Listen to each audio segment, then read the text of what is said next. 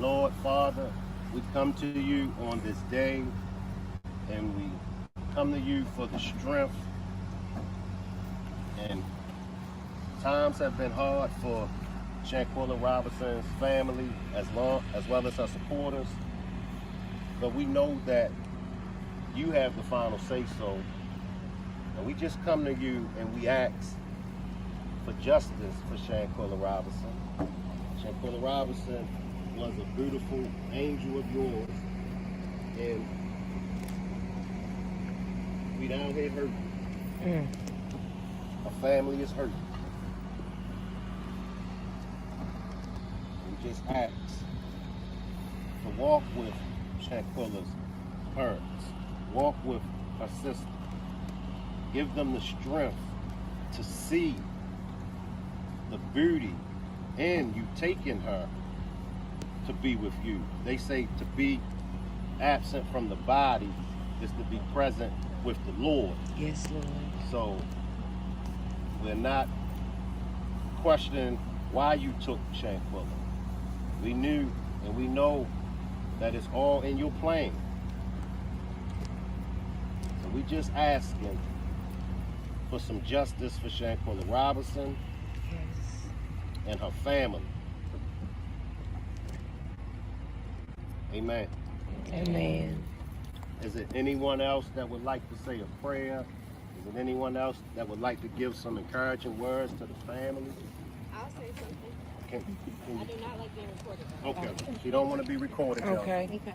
Okay, so I just want to say thank y'all for everybody. Who was you recording me?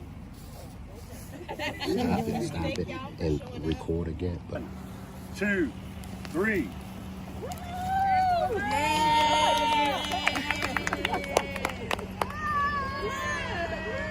Uh-oh.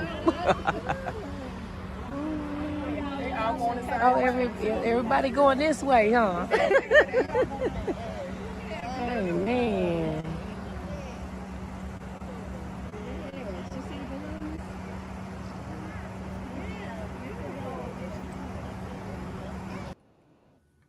Salute everybody. I want to welcome everybody to this demonstration. Justice for Shanquella Robinson. Legal experts explains the civil lawsuit. But before we get started with this demonstration, let me read my copyright disclaimer. Copyright disclaimer under Section 107 of the Copyright Act of 1976. Allowance is made for fair use for purposes such as criticism, comment, news reporting, scholarship, and research. What that means is that everything that you hear in this demonstration is for entertainment and educational purposes only. Everything that you hear in this video that I call a demonstration is only the opinions of mine and others. Everything that you hear in this demonstration is only allegedly. Salute to the replay gang. Salute to the chat. Salute to all of my moderators. Salute to you, him, and her. Salute to the whole Rock Squad. I hope everyone is doing wonderful on this Friday evening.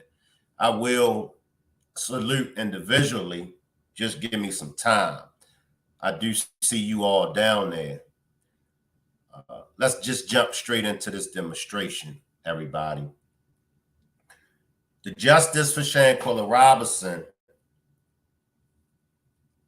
Now we're at the beginning stage of the civil lawsuit. And we're going to listen to what some of the legal experts have to say, and then we can build off of that.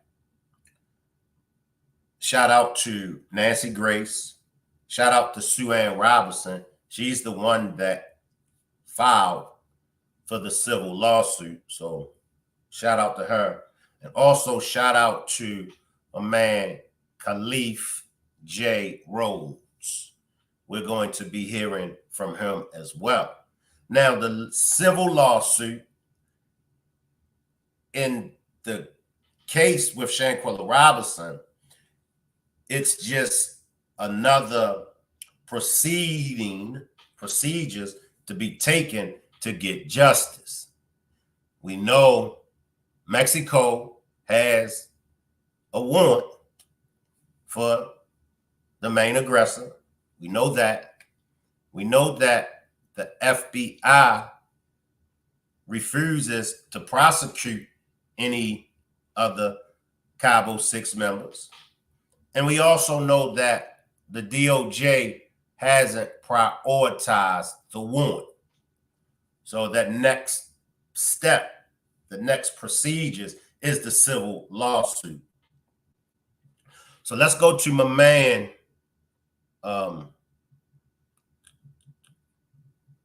Khalif Rhodes,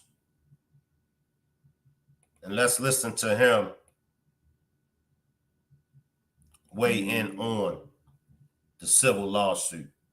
And y'all let me know what y'all think.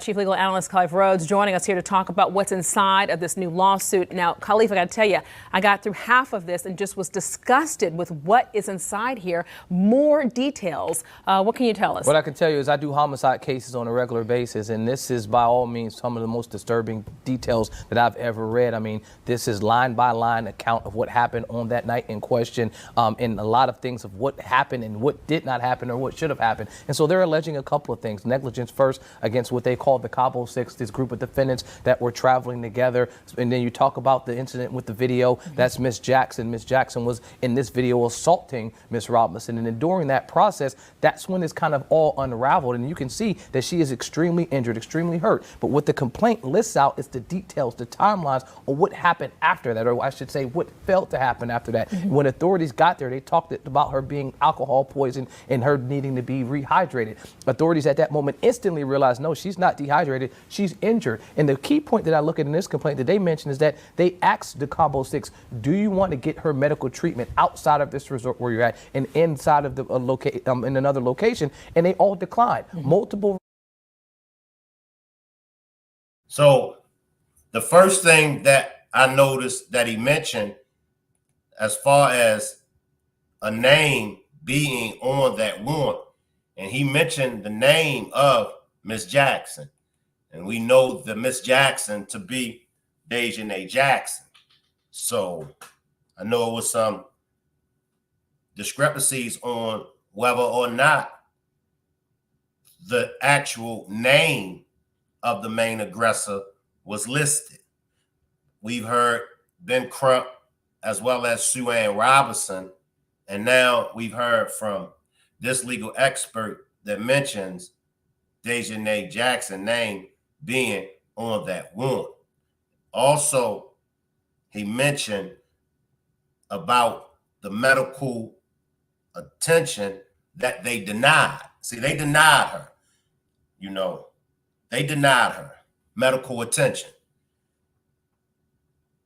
Treatment outside of this resort where you're at and inside of the in another location, and they all declined. Multiple requests were made, multiple documents were signed stating that we are declining her to any type of care, and so that's what they're alleging is the negligence claim, at least against the Cabo 6. And then they also have a number of allegations in here against the FBI and the Department of State. Different allegations, but negligence nonetheless. So what specifically are they asking for at this point? I mean, it's all, I mean, North Carolina requires that if you're asking for any amount that's over $25,000, that's what you say, that it's the excess of a $25,000 that gets you into Superior Court. So they're asking that for all of the claims. You're talking about the negligent claims. They have a conspiracy claim. They have an intentional and a negligent infliction of emotional distress. That's for the mother, for the injury that she sustained. Because when they got back, two of these co-defendants or co-conspirators stated that, listen, your daughter died and she died of alcohol poisoning, and attempted to grieve the mother right in her house, knowing what this complaint is saying, that at that moment they already knew exactly what happened, that it wasn't alcohol poisoning,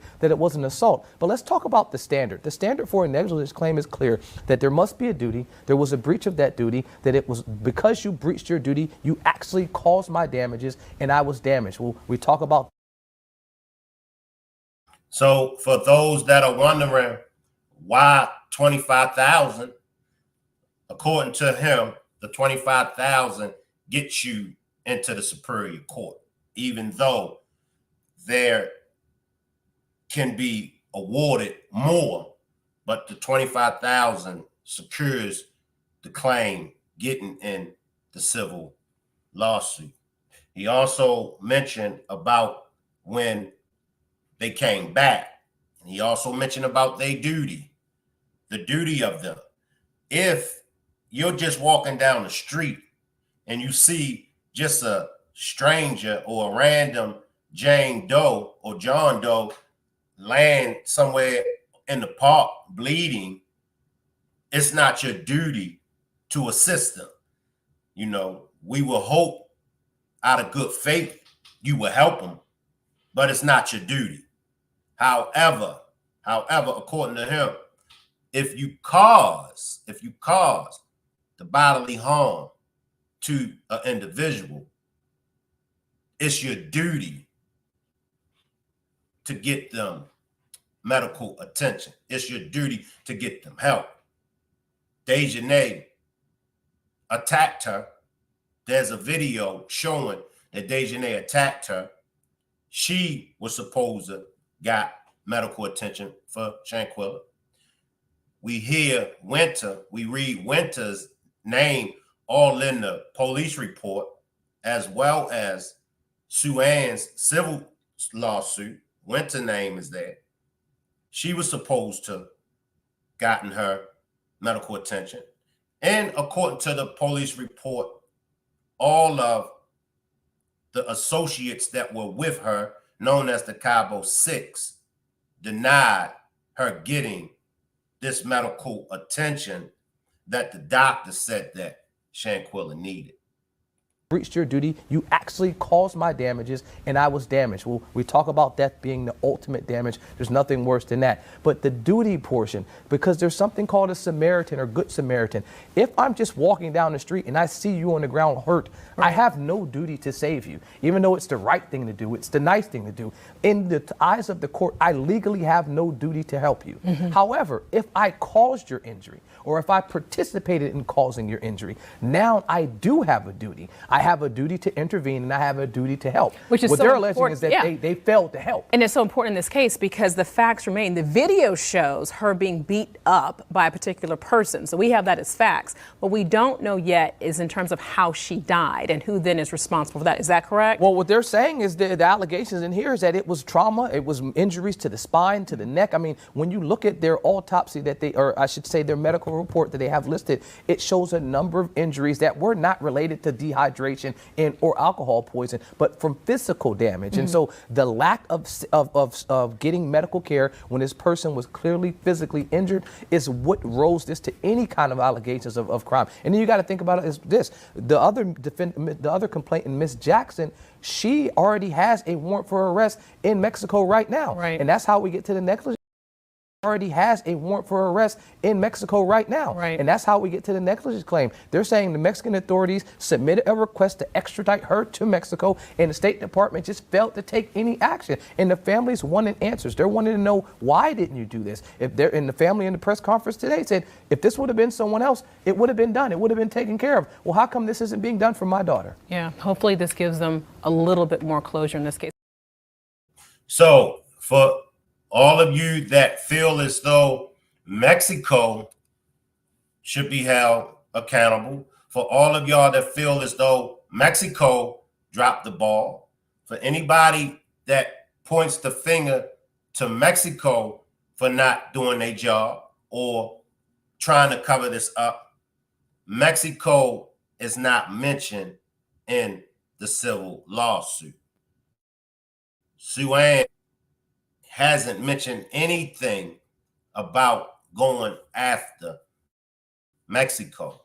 However, she did in that civil lawsuit, negligence on the part of the FBI as well as the DOJ, Department of Justice, and also the Cabo Six. So we see it playing out now. We see it playing out, and we're seeing who's involved in the cover-up. 2 years later, 2 years later, Dejanay has not stood in the extradition hearing to be extradited back to Mexico. That falls on the DOJ. That falls on the DOJ. None of them are being prosecuted here federally. That falls on the FBI. And as you could hear him breaking it down, you know, it's just everything is right there. It's right there. So we all want to know, why isn't the feds investigating? Well, not investigating, because they did allegedly, but why isn't the feds, why isn't the FBI prosecuting them? Why isn't they holding them responsible for Shanquella's death? Mexico is. Why isn't the DOJ? See, it's just a quick nip it in the bud. It's not complicated.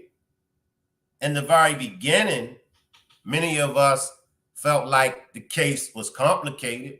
And even now, many of us feel like the case is complicated, but the case is not complicated at all.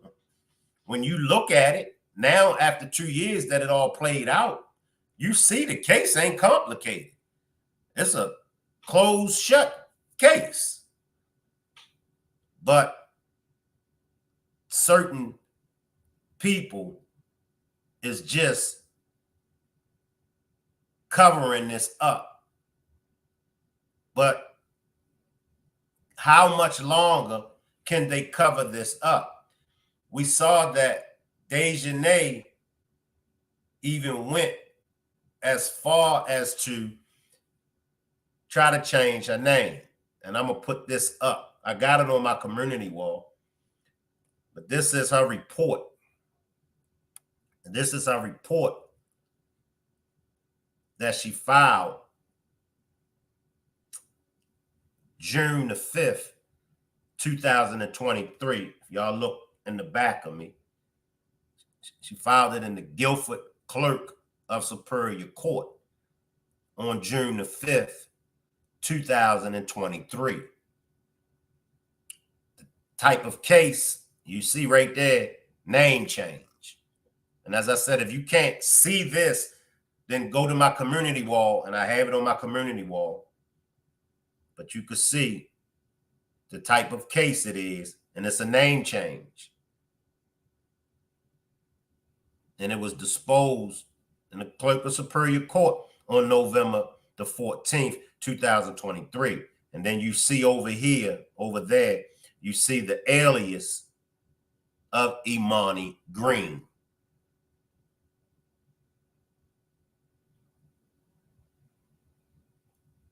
So why, with all of this,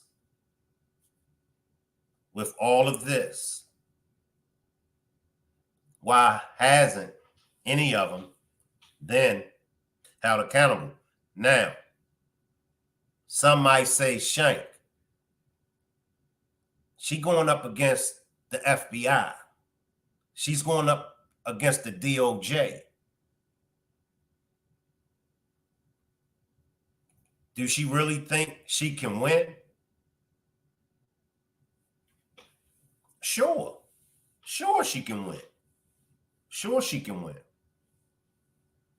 I think in the civil suit, it's right there. In the civil suit, all you have to prove is negligence. And even in the criminal case, right? Even in a criminal case, this is a no-brainer. In a criminal case, she will be found guilty. I mean, she definitely will be held accountable, and she definitely will be found guilty, because that's her attacking Shanquella in that video. The consul stated that. Once the consul said he saw that video of Shanquella being attacked, he realized that the person that's in that video attacking Shanquella is Dejanay Jackson.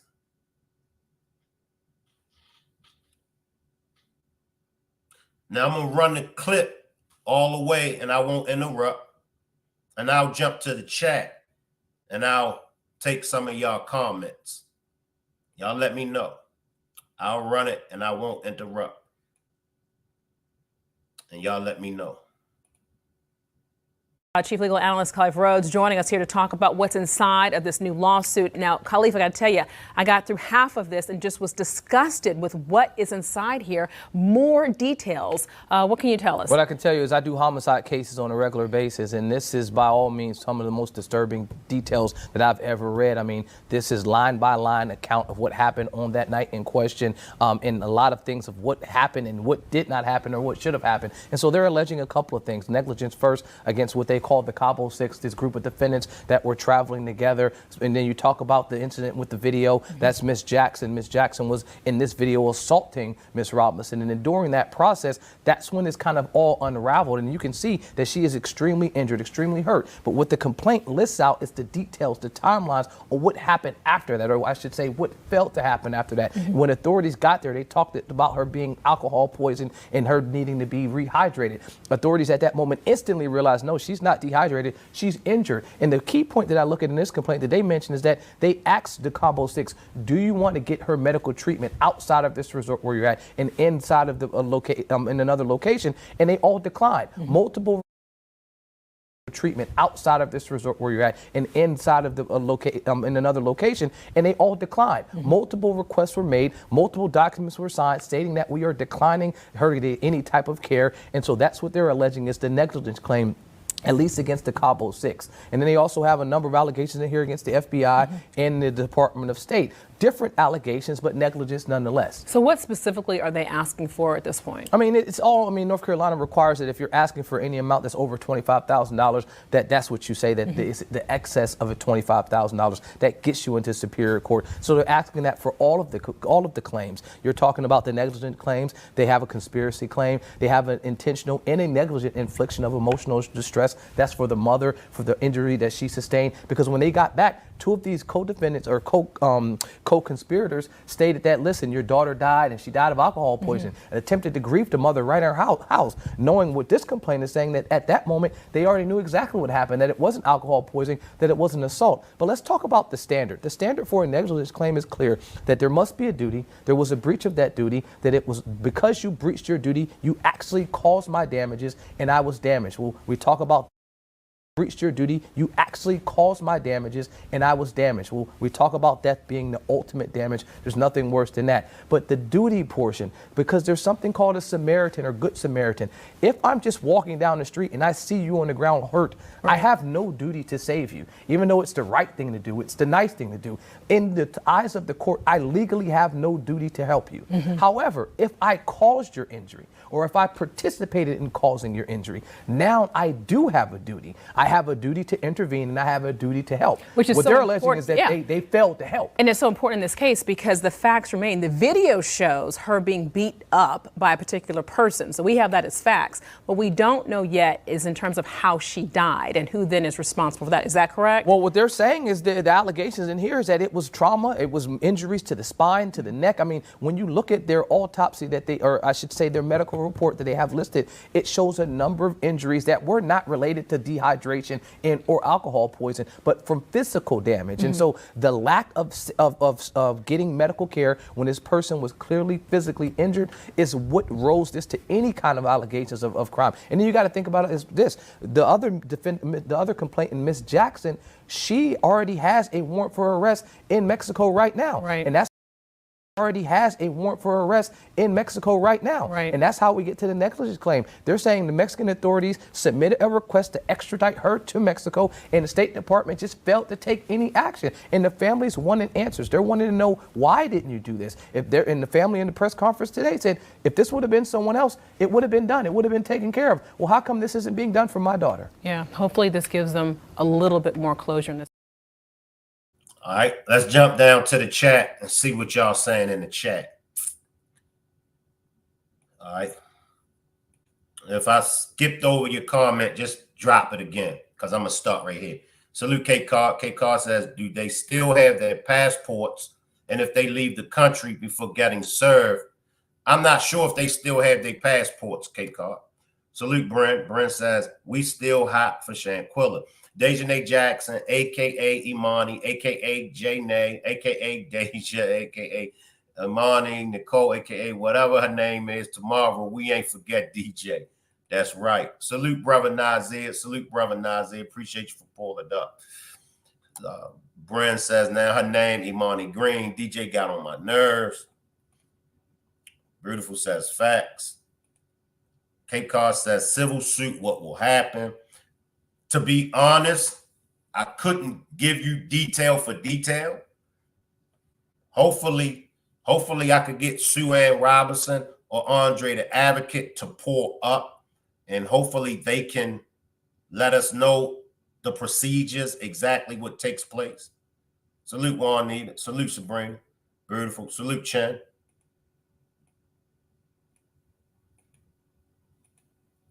Salute Joker. Joker says, hey, Shank, do you think everything was listed in the recent civil complaint filed? I say because we still have no idea how the footage got to the internet. We do know how the footage got to the internet. I don't believe that everything is listed in the civil complaint for the simple fact Sue Ann doesn't have the packet from the FBI. So even though I posted the report from the FBI, but that's an alleged report from them. That's an alleged report. So we don't know if that's the real report or not. And that's why Sue Ann is pushing to get that packet. And that's why they ain't coming up off that packet, because they know. Salute, Kern. I see you, Kern. Salute. Salute. Joker says, fact, Shank.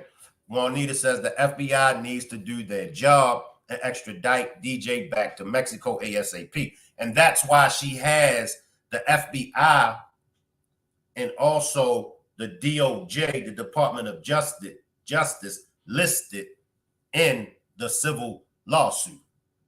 That's why she had both agencies listed. Salute, Capricorn. Capricorn says, can we also go over the doctor's statement? I can go back over the doctor's statement if y'all would like. I'm and listen to me. I'm gonna try to do an all-nighter. It ain't no guarantee that I'm gonna be able to get away with it, because y'all know I'll fall asleep. So if you know, if somebody want to hit the panel with me and help me out, but we can go over. I'll go over the doctor report again. Let me get Nancy Grace. Let me get Nancy Grace.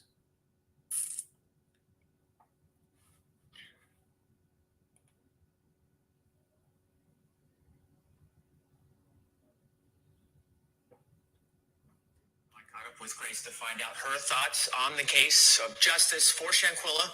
And a warning, some viewers may find some of the footage around this case disturbing. She goes on an all-girls trip to a luxury resort near Cabo with her friends, and her friends post video or leak video of her getting a horrible beating, and they're the ones doing it. Then they all come back to the U.S., no justice. Shanquella is dead. Just 25 years old, Lawrence. 25. She's a baby. And there's been no justice for this girl.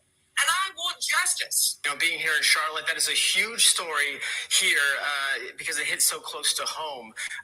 You know, what really is interesting is that the fact that first it was, you know, the cause of death, you know, was first alcohol poisoning. Then it was switched because of the... BS! Right, and it was switched to the severe spinal cord injury. And then the video leaks. So the fact that that video is out there, why has there not been anyone held accountable? Because it does show, you know, obviously a fight between two people. There's a little known statute where a person can be tried in the States when a U.S. citizen is killed by a U.S. citizen in another country. It's very rare because the states seemingly don't have subject matter jurisdiction. However, there's got to be a way, either find a way to try it here or. And see, let me just speak on that.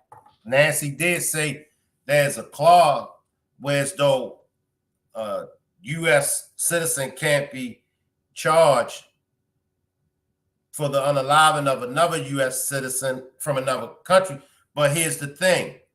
The FBI is not saying this, you know, and it's just as simple as that. Had the FBI said this to Suan, look, it's a clause in the treaty where as though we can't prosecute them, then it would have been okay.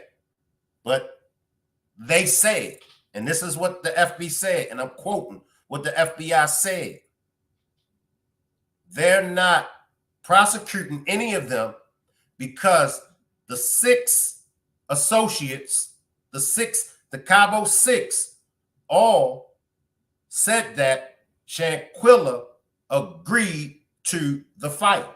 That's why they're not prosecuting them. That's what the Fed said. That's what the FBI said.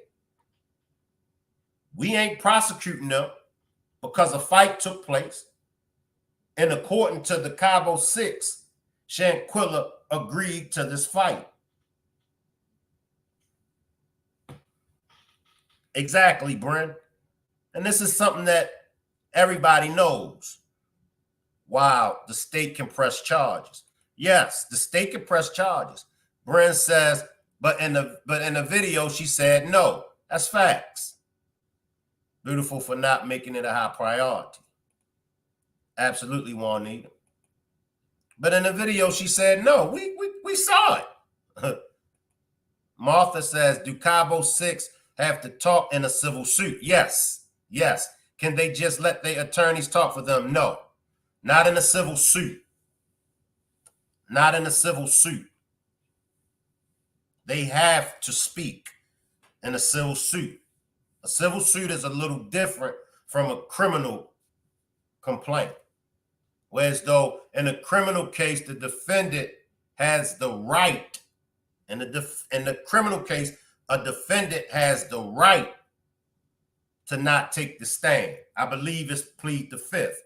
Y'all can correct me if I'm wrong on that. But in a civil court, the defendant can, exercise their Fifth Amendment right. But in the civil lawsuit, they have to speak.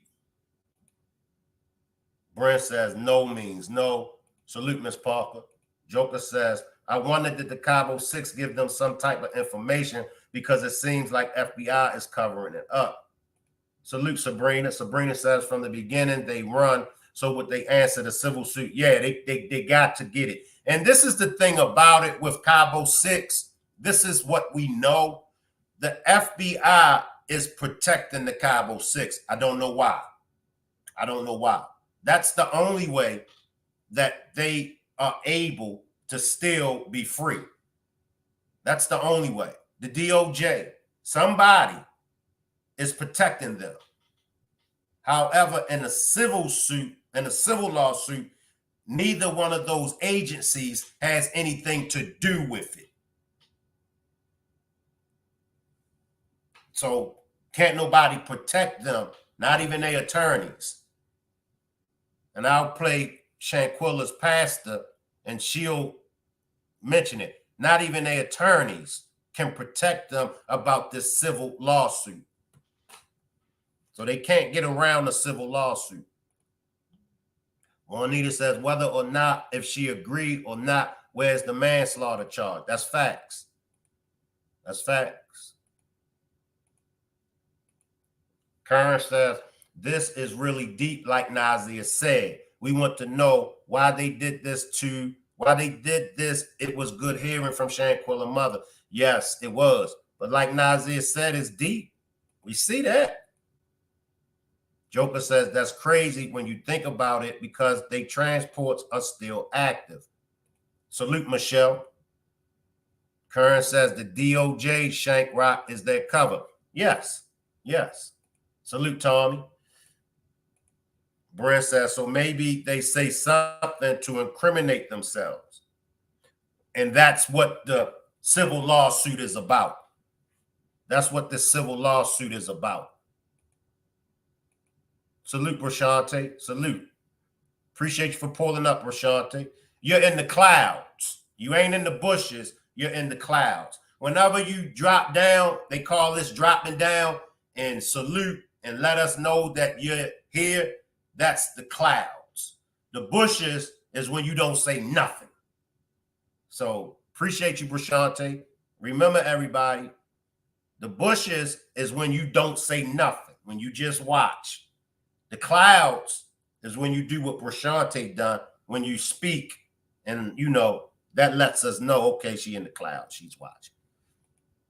Salute Ebek. Ebek says, how will they be? Ebek says, how would they be subpoenaed to court? So I forgot the actual title of the person. It's like a sheriff, okay? It's like a sheriff. You know, when a sheriff comes to you in, or child support. Let's just say child support. Or not even child support. You know, when the sheriff comes to your house and subpoena you and hand you the paperwork, y'all will have to help me out because I'm not exactly sure of the procedure, but it's like when the sheriff brings you as a divorce, you've been served these papers. You know, when you get served your divorce papers, someone brings the divorce papers to you and serve them. It's the same way with this. The civil lawsuit complaint will be served to them.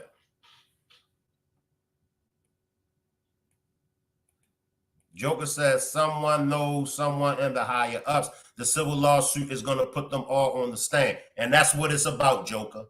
That's what it's about. Facts. Beautiful says, nah, he trying to school people. I tell y'all what, y'all going to leave me alone tonight. Joker says a sheriff has to serve them. You are correct. Okay, thank you. Thank you. I know they got to get served by something, but thank you, Joker. I tell y'all what, y'all going to leave me alone tonight, or I'm going to be sending y'all to my office. I'm going to be timing y'all out. Ms. Parker says, leave them alone, sissy. Y'all go ahead with all that coming from me. It's too early. We ain't even 40 minutes into the demonstration, and y'all want to come for me and roast me. The Joker says, you right, Shank. Any civil matter, a sheriff has to serve you the court papers or the voice of hearing. Okay, appreciate that, Joker. The need to be served some cuffs, yes.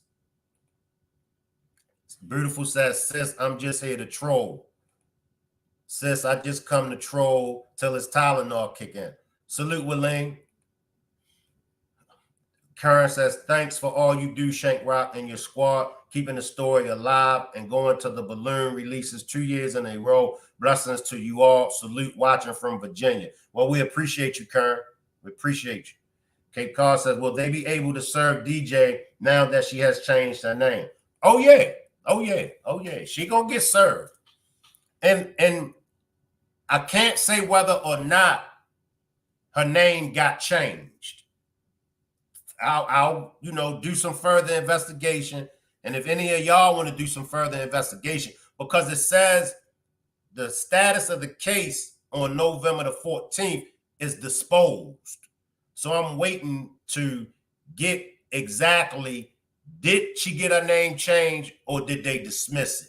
But either way, the fingerprints. But let's listen to Shanquella. Let's go back to Nancy Grace for a minute, y'all. Women extradited back to Mexico for a trial. Now, there they call it femicide, which is the homicide, the murder of a woman. I speak again to Shanquella's mother and the family lawyer. I've spoken with her sister. They are heartbroken. Listen, I'm a crime victim myself. My fiance was murdered shortly before our wedding.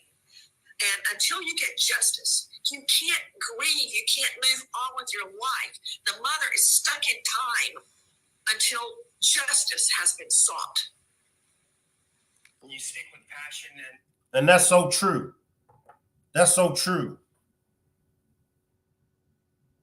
That's just so true. If It's no closure there. It's no closure at all. That's sad. That's messed up on all levels. That's disrespect. That's disrespect to Shanquella's father, her mother, her sister, her aunts, uncles, grandmothers, grandfathers, her relatives, supporters, friends. That's just disrespect. Do you realize what this is doing to the father and the mother? We see Mr. Bernard. We feel the pain. We see the tears. We see Miss Alamandra. We see Quilla. We see it.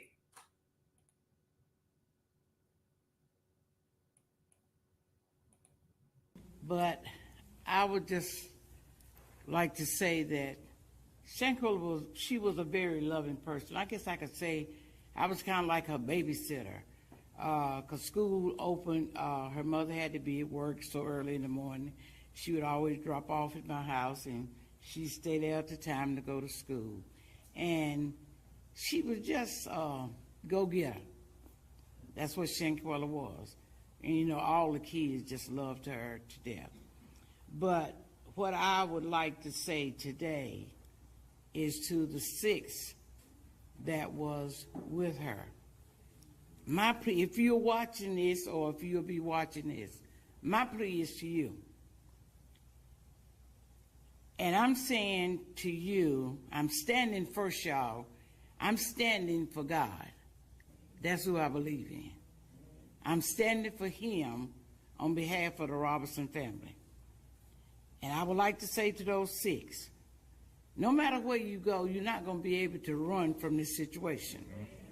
And what God would have me to say to you all today, he is a God of a second chance. And it's time, he is a God of a second chance. And it's time for each one of you to come forth for the part that you played in. Because none of you could be friends, because if you were friends, you would not have done this. So it's time for you to step forward and take your part in this situation. See, because man is not a second chance man. And God will forgive. And you got to come out. No matter what lawyer you get, you will never be able to pay him to get you off. So it's time now. You know, it's just. That's coming from a woman of God. That's what God's word, God's words. They can't get around it. They trying. And we've seen these kind of cases several times. And we've watched these kind of cases play out so many times when they think they get away with it.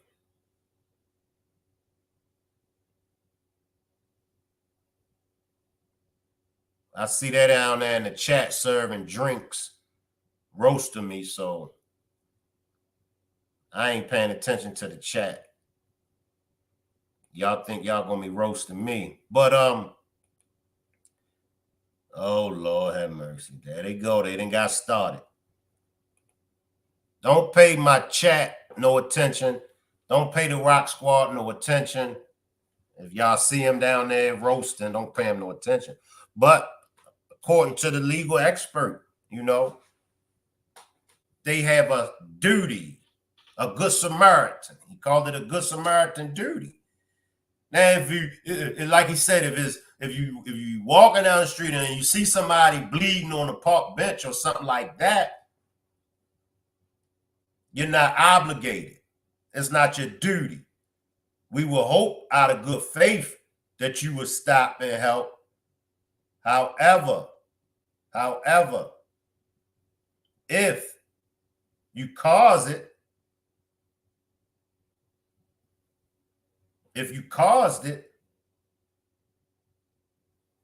it's your duty to render help, to get them help. And according to the report, they refused her help. Let's go to the doctor. All right. Someone mentioned, could we go over the doctor report again? Let's see what the doctor is saying. Because the doctor's report is included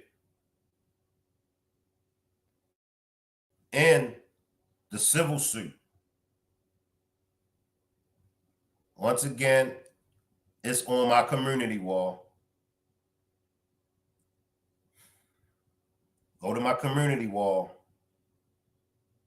and you'll see the civil suit that Sue-Ann prepared.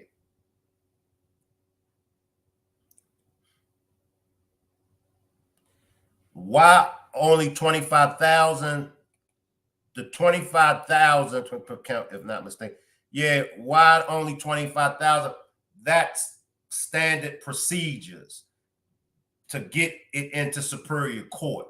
So that's why she has just 25,000. That gets them into Superior Court. However, they can be awarded more than the 25,000, but that's just standard procedures to get them in there. I believe anything higher, than the 25,000 could jeopardize whether or not the civil suit is taken. Matter of fact, let me play it back because I don't want to give false information. So let me play back Khalif Rhodes, and he'll mention why the 25,000. All right. Let me play him back, and he's going to mention why 25,000. Chief Legal Analyst Khalif Rhodes joining us here to talk about what's inside of this new lawsuit. Now, Khalif, I got to tell you, I got through half of this and just was disgusted with what is inside here. More details. What can you tell us? What I can tell you is I do homicide cases on a regular basis, and this is by all means some of the most disturbing details that I've ever read. I mean, this is line by line account of what happened on that night in question, and a lot of things of what happened and what did not happen or what should have happened. And so they're alleging a couple of things. Negligence first against what they called the Cabo Six, this group of defendants that were traveling together. And then you talk about the incident with the video. That's Miss Jackson. Miss Jackson was in this video assaulting Miss Robinson. And then during that process, that's when it's kind of all unraveled. And you can see that she is extremely injured, extremely hurt. But what the complaint lists out is the details, the timelines of what happened after that, or I should say what failed to happen after that. When authorities got there, they talked about her being alcohol poisoned and her needing to be rehydrated.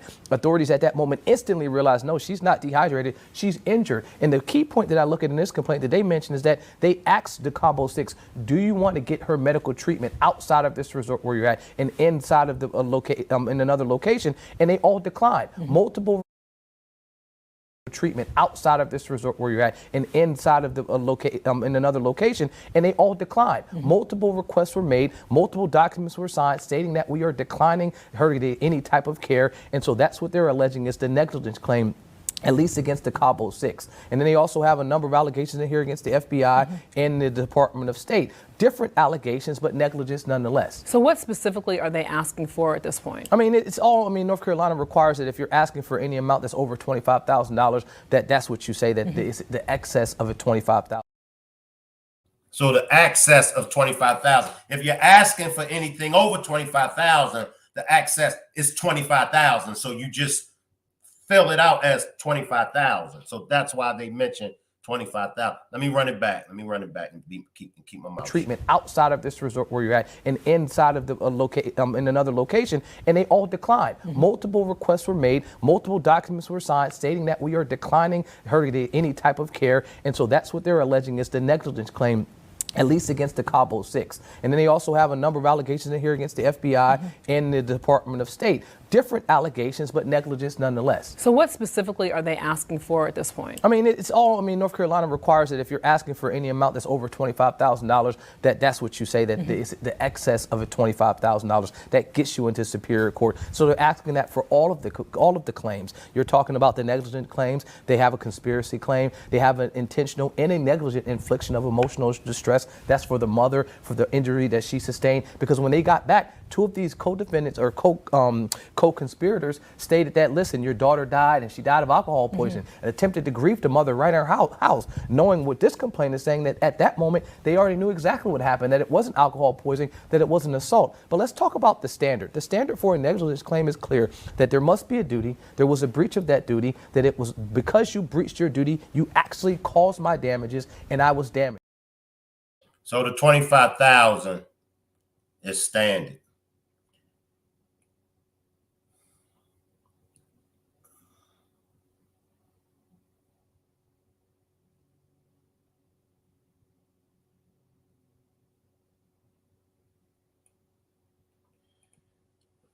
Shank, since the Attorney General is over the DOJ's, do you think it would have made a difference if Sue went to them after the FBI fell back?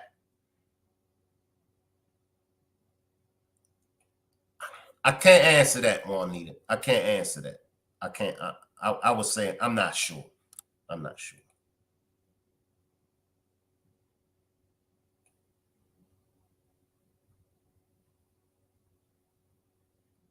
Salute, Rob. See, they down there in the chat cutting up. I ain't fooling them. So let's go back over the doctor statement. Let me read the doctor's statement.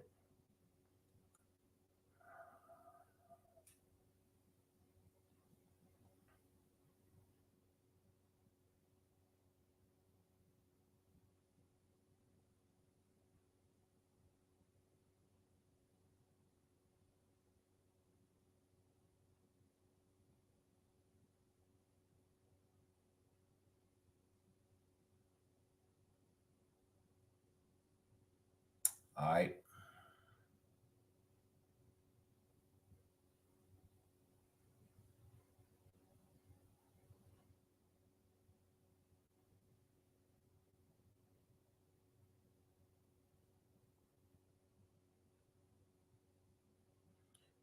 All right. This is the doctor's statement.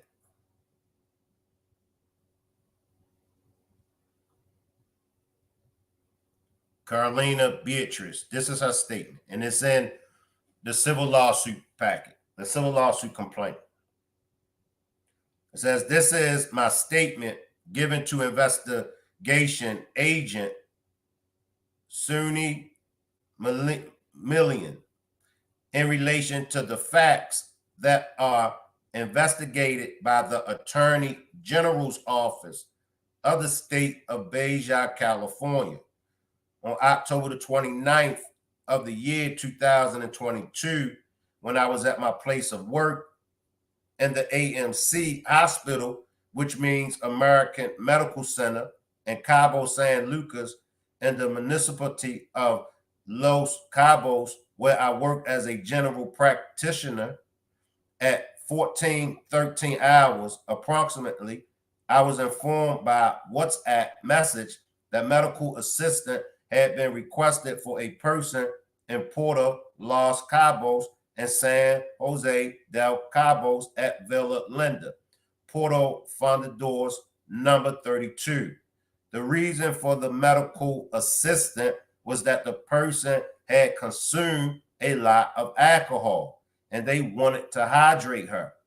I arrived at the address by means of a hospital vehicle at approximately 15 hours, where I was able to see 6 individuals, including Miss Shanquella. I was received by a male person of dark complexion, slim build, English speaking, approximately 25 years old, as well as by a female.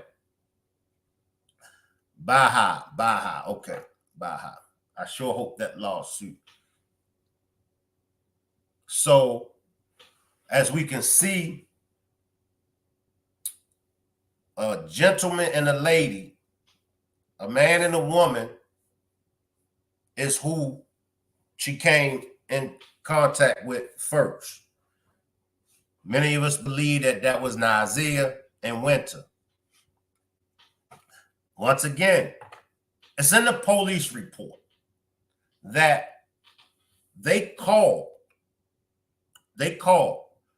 for medical assistance for Shanquella for alcohol poisoning. And as the doctor mentioned, had they called and instructed her or told her from the call that it was that Shanquella was beaten, Shanquella was attacked, she would have been able to come prepared. Once again, why isn't the FBI? Why isn't the FBI on top of that? It's like the more you read things, the more things come out. It makes you mad. I feel Miss Alamanda. It makes you mad. It makes you pissed. It makes you upset. Because it's like right there, they lied. They lied. And it's in the police report. It's in the doctor report. It's in the report coming from Mexico that they lied. Now, if they lied to the doctor, if they lied to the police, if they lied to Shanquella's family, they've been lying ever since, FBI. What makes you think they ain't lying to y'all? That's a no-brainer. That's like my child. My child come to me. Now, my child lied to the teacher. My child lied to the principal. My child lied to his friend's mother. But now my child get to me, and my child tell me something different.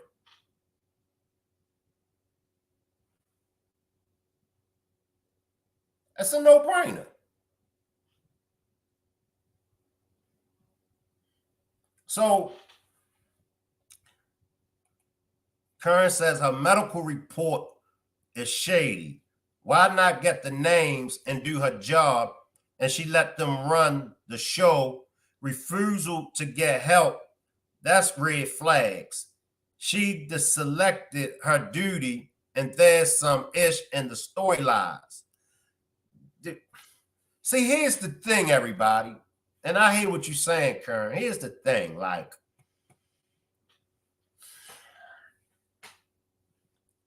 and we went over this over here several times. We went over this several times as far as what stays on the table, what comes off the table, who to believe, who not to believe. You know, because at one time, I felt like the doctor was on some BS. But here's the thing. If the doctor was on some BS, why didn't the FBI call the doctor out? Why didn't the FBI call the doctor out? See, somebody, even if it's only one person, somebody in this case needs to be arrested. Somebody. At least one person. Somebody got to be arrested. So now you got the doctor's report. You got the police report. You got the report.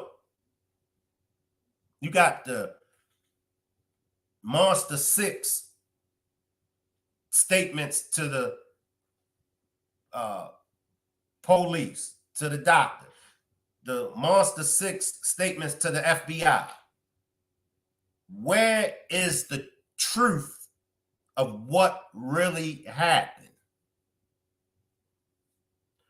Where is the truth of what really happened? It's somewhere. Who do y'all believe is telling the truth? or at this point, do you think everything that's been presented to us is a lie? What do y'all think? Because it's a cover up and everybody is trying to protect themselves. But if Mexico, if they were lying, you would think that the FBI would call them out.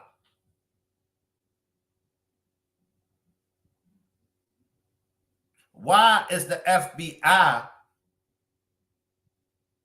Could it be a chess move by the FBI? Could it be a chess move? Could the FBI be just waiting? And that's why they got to play possum. Because I've seen this happen before. I've seen this happen before. A person will play possum just to catch somebody. You know, a possum will play like they sleep, but they really not. And people run plays all the time. Some plays are bad plays. Some plays are good plays. Sometimes people run a play on you just to catch you. Something ain't right. It's something that's not right with this.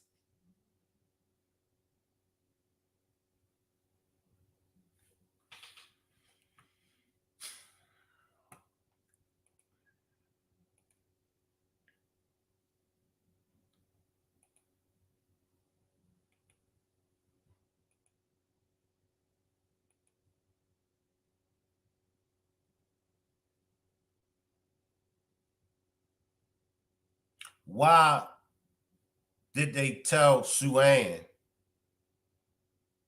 they'll give her a response in 5 years? They didn't say they're going to release the packet to her, release the reports. They said they'll give her a response in 5 years. Listen to her. Listen to her. Did disclose in full the Mexican investigation in the complaint, which we had not done before, in the hopes that perhaps the State Department or the FBI were actually, as they indicated, working on something.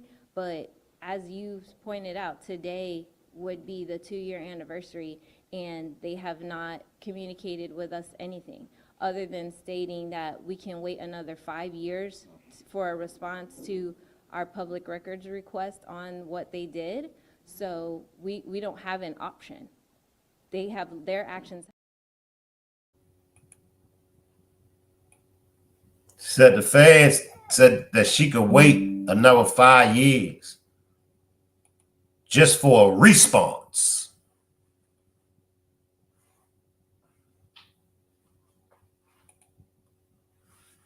Ebeck says, but it's still too heartbreaking for the family, friends, and supporters that sit and wait in silence. Juanita says, I can go with that, Shank, but after 2 years, damn, they watched Diddy for a couple months and they got him. That's facts. You know, it's facts. Jay Robinson says, a drowning man will always pull for a straw. Chen says, sad. It's sad. Like, it's sad. Now, we always chopped it up about it being deeper, but we talking about a young lady that lost her life. Nobody can convince me that Shanquella deserved to lose her life. Nobody. That'd just be something that, hey, I'll stand on for the rest of my life. You can't convince me that Shanquella deserved to lose her life. Sabrina says the FBI can be an old sly fox. Ross says they were watching Baby Oil Man before Big Pass.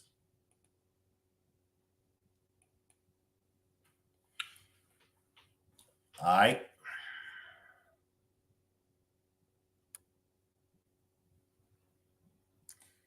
It says, now, the female that received her was also of dark complexion, of regular build. Winter is light skinned. Winter is light skinned. The female of dark complexion, of regular build, dressed in blue, approximately 26 years old. Further back there was a tall African American person of stocky build. That wasn't Nazir. Nazir not stocky. Malik not stocky. Khalil not stocky. So who was that?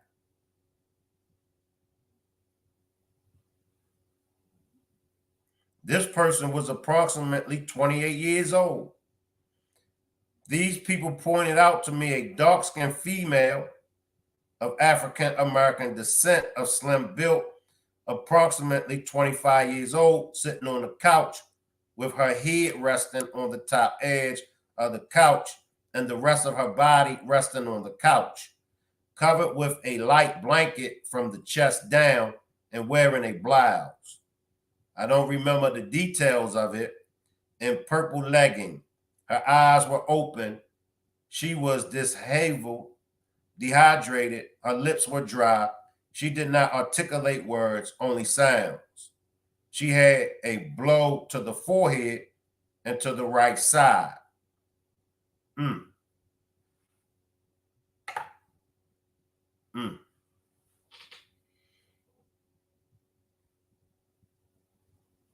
Mm.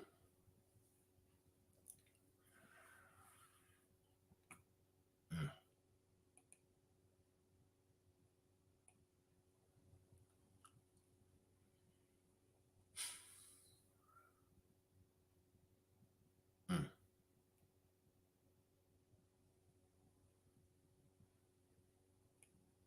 I had to catch myself, y'all. I had to catch myself because I said I was going to do my best not to use profanity. I said I'm going to do my best not to use profanity. So I said, whenever I get the urge, whenever I feel like I'm about to use profanity, just don't say nothing. So if I just stop talking, that's why. That's why. Chen says the stocky person seems like the person on the phone recording. Right, right. And that wasn't Nazir, Malik, or Khalil. Beautiful says probably put makeup on her to cover up some bruises. Beautiful says, I don't understand why that wasn't enough for them to get her to the hospital without Cabo 6 consent. Beautiful, yes, and that's why they dressed her as well. I don't understand either. I don't understand either, like, you see her condition.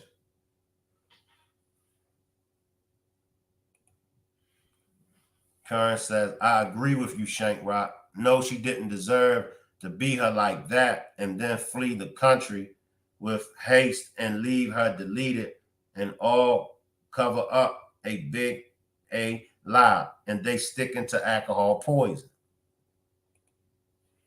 Beck says, agonizing for a mother, they could at least assure Miss Robinson that they are keeping an eye on them. This is heartless. They do not value us, period. That's facts, Ebeck. That's facts. Beautiful says they wasn't the family, so the doctor shouldn't have listened to them. And in the report, the doctor tried to get in touch with the family.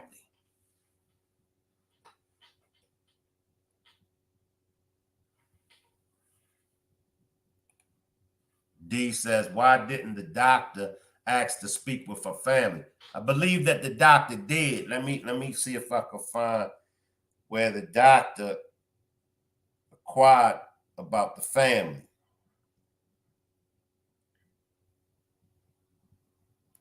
All right, it says the girl number 2 in Winter requested that Shanquella be seen at that address, and the other girl, identified as number 1, said that she had been like this before and that she used to get better with hydration. I insisted that it was better for her friend to be taken care of at the hospital and that I can proceed to start hydration, but that she will require assessment and care at the hospital and continue her care there and immediately. That they needed to notify a family member to find out if they would be in charge, since there were no direct family members, to which they are reluctant. Winter and the girl number 2 told me that they had the means to pay me, but they did not have the money to pay an expensive hospital bill. So she did inquire about their family, about a family member. No, I think she told Winter to call the family. Karen says that could be a lie. We don't know, Shank. Too much cover up and lies. Juanita says the doctor should just have followed protocol, period. Yvette says numbers should have been exchanged. Bashanti says, do you think the doctor was afraid of what she walked into?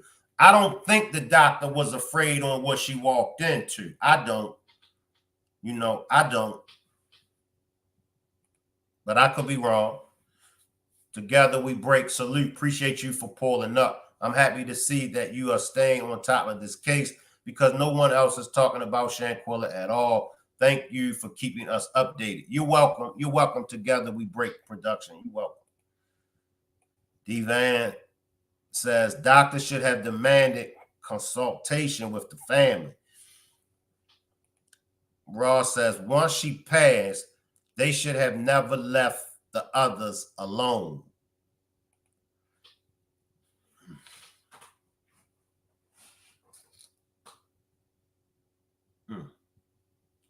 See, the mere fact, salute Monica, salute, the mere fact that the DOJ hasn't prioritized that warrant, the mere fact that the FBI is treating Sue Ann the way that they're treating her, it makes me believe most of what's coming out of Mexico. It does. Some of it, I'm like, I don't know. Strong possibility they could be lying. But why the FBI ain't shut any of that down? Sabrina says Shanquella was a tiny girl, but that picture of her on the floor while they were working on her don't fit her body size. I never believed that was her. I never believed that was Shanquella. I just never believed it. I didn't. I never believed it.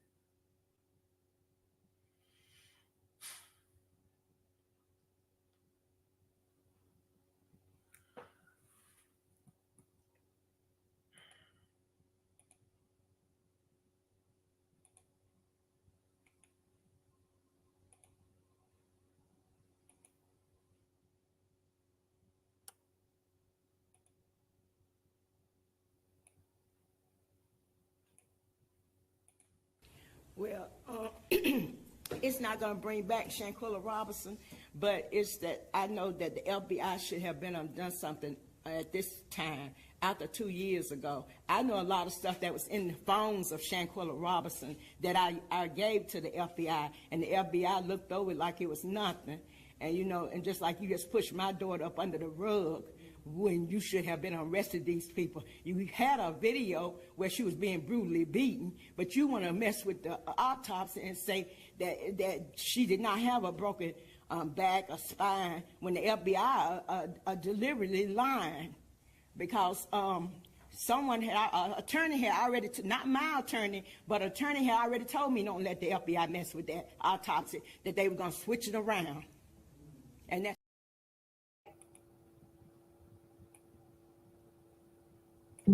I got to take the words of Miss Salamandra. I got to take the words of Miss Salamandra. Miss Salamandra said the FBI lied. Did y'all hear what Miss Salamandra said about the FBI? I got to take her word. I got to take her word.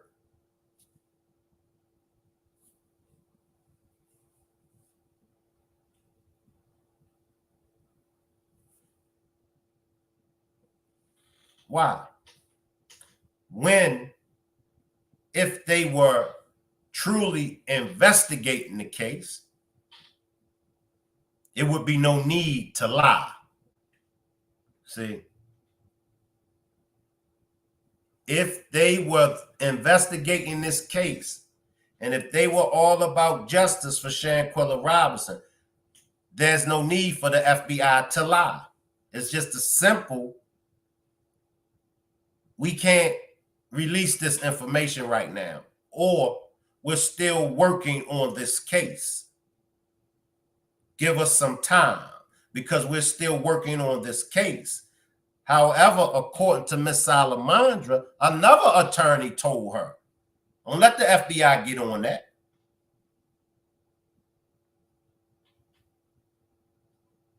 The FBI gonna mess it up. How can the FBI,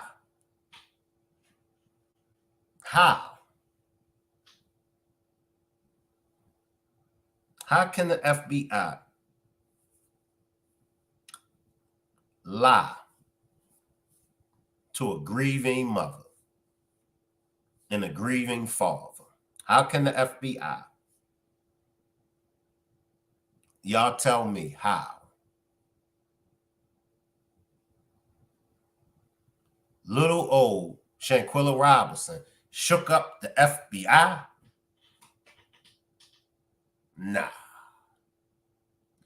Little Shanquella Robinson is that dangerous, or was that dangerous?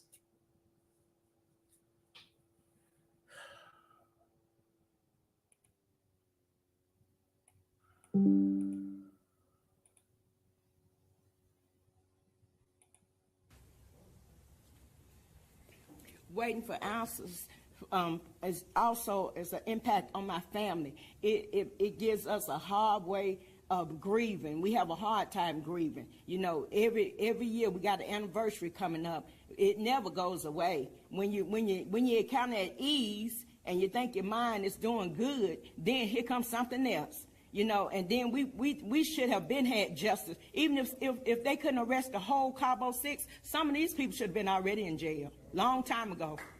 Long time ago. You got a video. If there had been anybody else, child, they would have been locked up. My child, you gonna see what's going on. You see exactly what's going on. All of you do. And I need justice for Shanquella Robinson. That's right.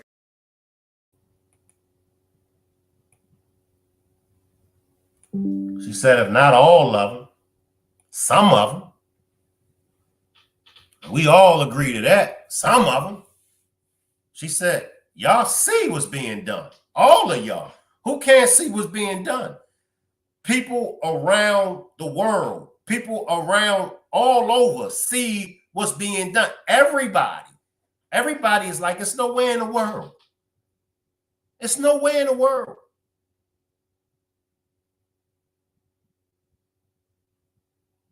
And we talking about voting? How? No disrespect to Trump. No disrespect to Kamala. But will whichever one of them becomes the president Will it take one of them to get the justice for Shanquella Robinson that she deserves? If Kamala becomes the president, and if she is the reason why Shanquella Robinson get justice, if Trump becomes the president and he's the reason why she get justice, whichever one of them get justice for Shanquella Robinson, they got a friend in Shank Rock. If Kamala can get it done, she got a friend in Shank Rock. And just as hard as I go for Shanquella and her family, I'll go hard for Kamala. If Trump gets in there and he get justice for, I'll go hard for Trump. But somebody, one of their administrations, has to get the justice for Shanquella. Salute, Juanita, salute. Salute, Shank, salute. You know, I was just sitting here because I'm thinking, you know, it gotta be something with the FBI. You know, I'm thinking because of simple fact. For one, the world watched her get deleted on tape. For two, they left Mexico without getting questioned, without anything. Three, they come back regardless of whether the FBI got a statement or not. Somebody lost their life. Period. I know where I'm at now. If I was to get in a fight with you and you lost your life, regardless, I'm gonna get charged for manslaughter, whether you agree or not. So my thought is it's something shady with the FBI. You know, I know we went over the far as the relations of Elise and Khalil being some kin to the people, you know, the DOJs.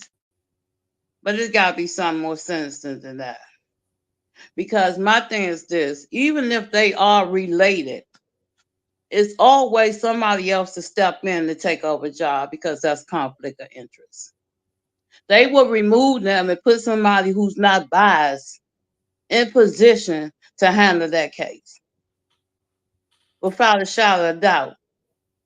So it can't, it's just more to it than what we can fathom. You know, and I was hearing how you say, yes, the FBI sitting, they plotting, waiting, whatever. But I mean, come on, this was on tape. How much plotting you gotta do? How much planning you gotta do? How much watching and waiting you gotta do? You feel what I'm saying? They watched me for a couple of months when I was out there shanking and jiving and rolling and tolling. They walked up on me in the carry out.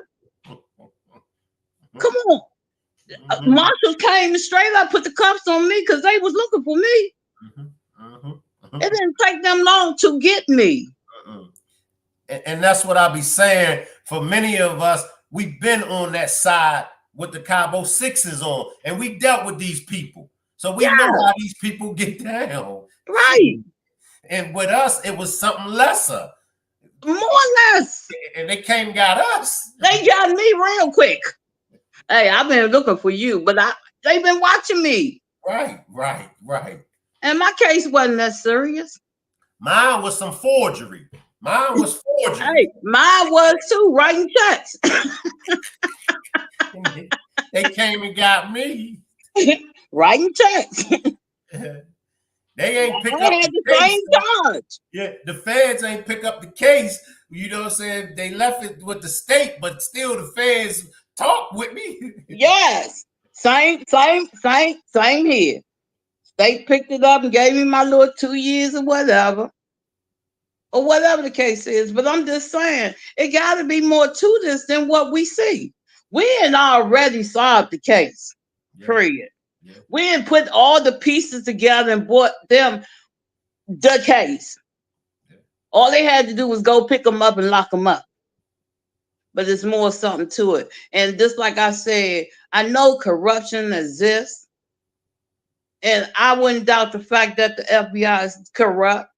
I believe that because they cover up a lot of stuff a lot of times. You know what I'm saying? So I just hope the civil suit would do us justice. I just hope and pray something can come out of it, because you can turn a civil suit into a criminal case real quick. Because we still saying now, we still here now, we still know now that she's not here. And like her mother said, if they couldn't get all, at least get one of them. Because if you get one, 9 out of 10, the rest will follow. Because ain't nobody want to go down by themselves. Mm-hmm. You know what I'm That's saying? fact. Ain't That's fact. nobody gonna go down like that by themselves. So I just hope and pray that we can see a turnaround in this case. That's facts, Juanita. You get one of them, they're gonna talk. They're gonna talk. According to Mexico, let me go to Mexico now. According to Mexico, they want the main aggressor. They holding the man that recorded it accountable, and Dejanay had an accomplisher. We all believe to be Winter.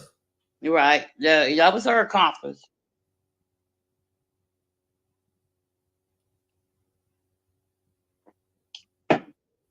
But they also need to get, they need to really get Khalil, because I think he is the reason behind all of it.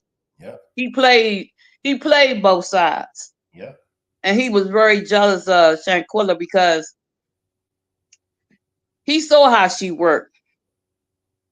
He knew she was a bad chick and she was making bank and she was doing some things. He wanted her to put him on her payroll, and she told him no. Let me read this real quick, Juanita. Now, this is Mexico's report. This is coming from Mexico, what I'm reading, y'all.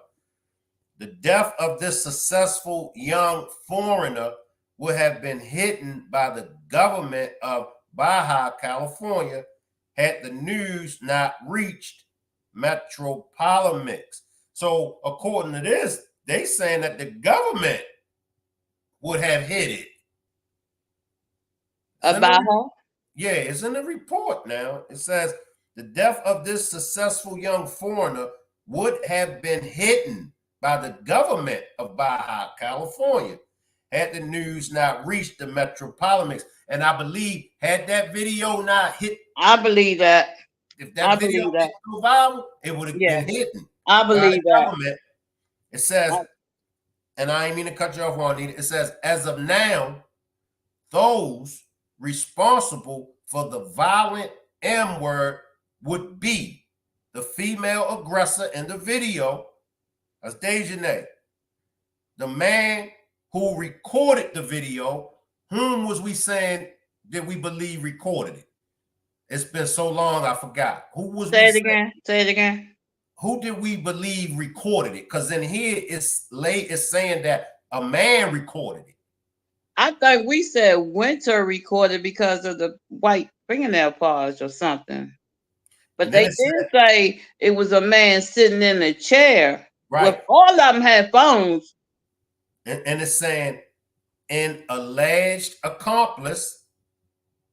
We believe that's Winter, but it says an alleged accomplice and 2 more accomplices who were outside the scope of the video recording, but still watched the incident and did nothing. So that's 5. Yeah. But I got to say Khalil and Malik, because I can't really say Elise, because I know we said at one time Elise came in to break it up and Dejanay pushed her or something. But in my opinion, all of them.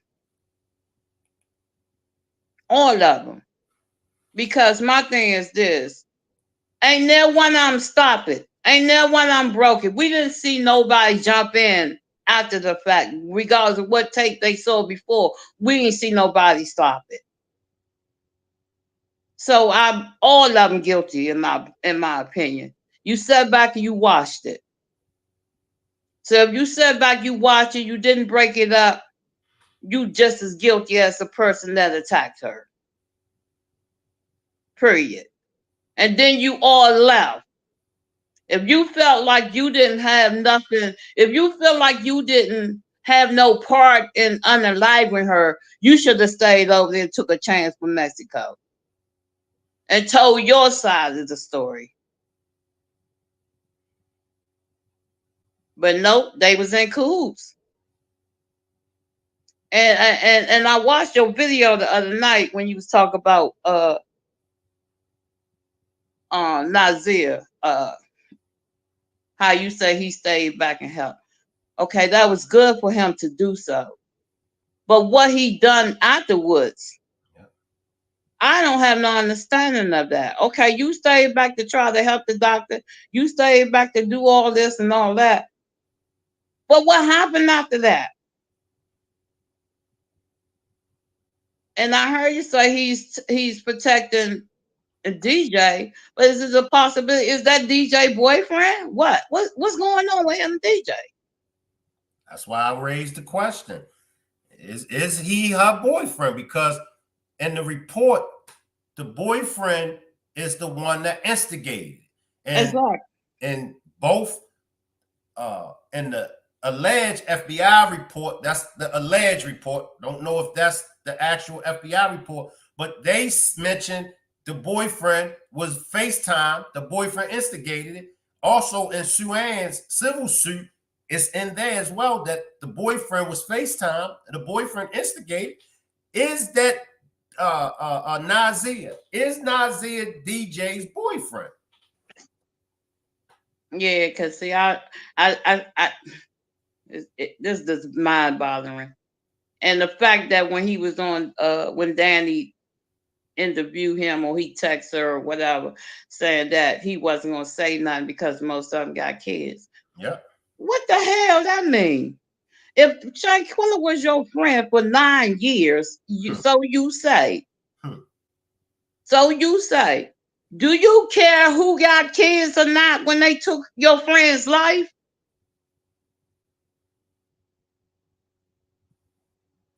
Come on, I'm quite sure the parents will take care of the kids. Why would you even make a statement like that? Because they got kids. They wasn't thinking about having kids. They wasn't thinking about their kids when they attacked her. She wasn't thinking about her child then. You feel what I'm saying? They always bring the kids in the back, but she wasn't thinking about her child when she attacked Shanquella. Shanquella ain't even here now to have kids. So yeah, that rubbed me the wrong way.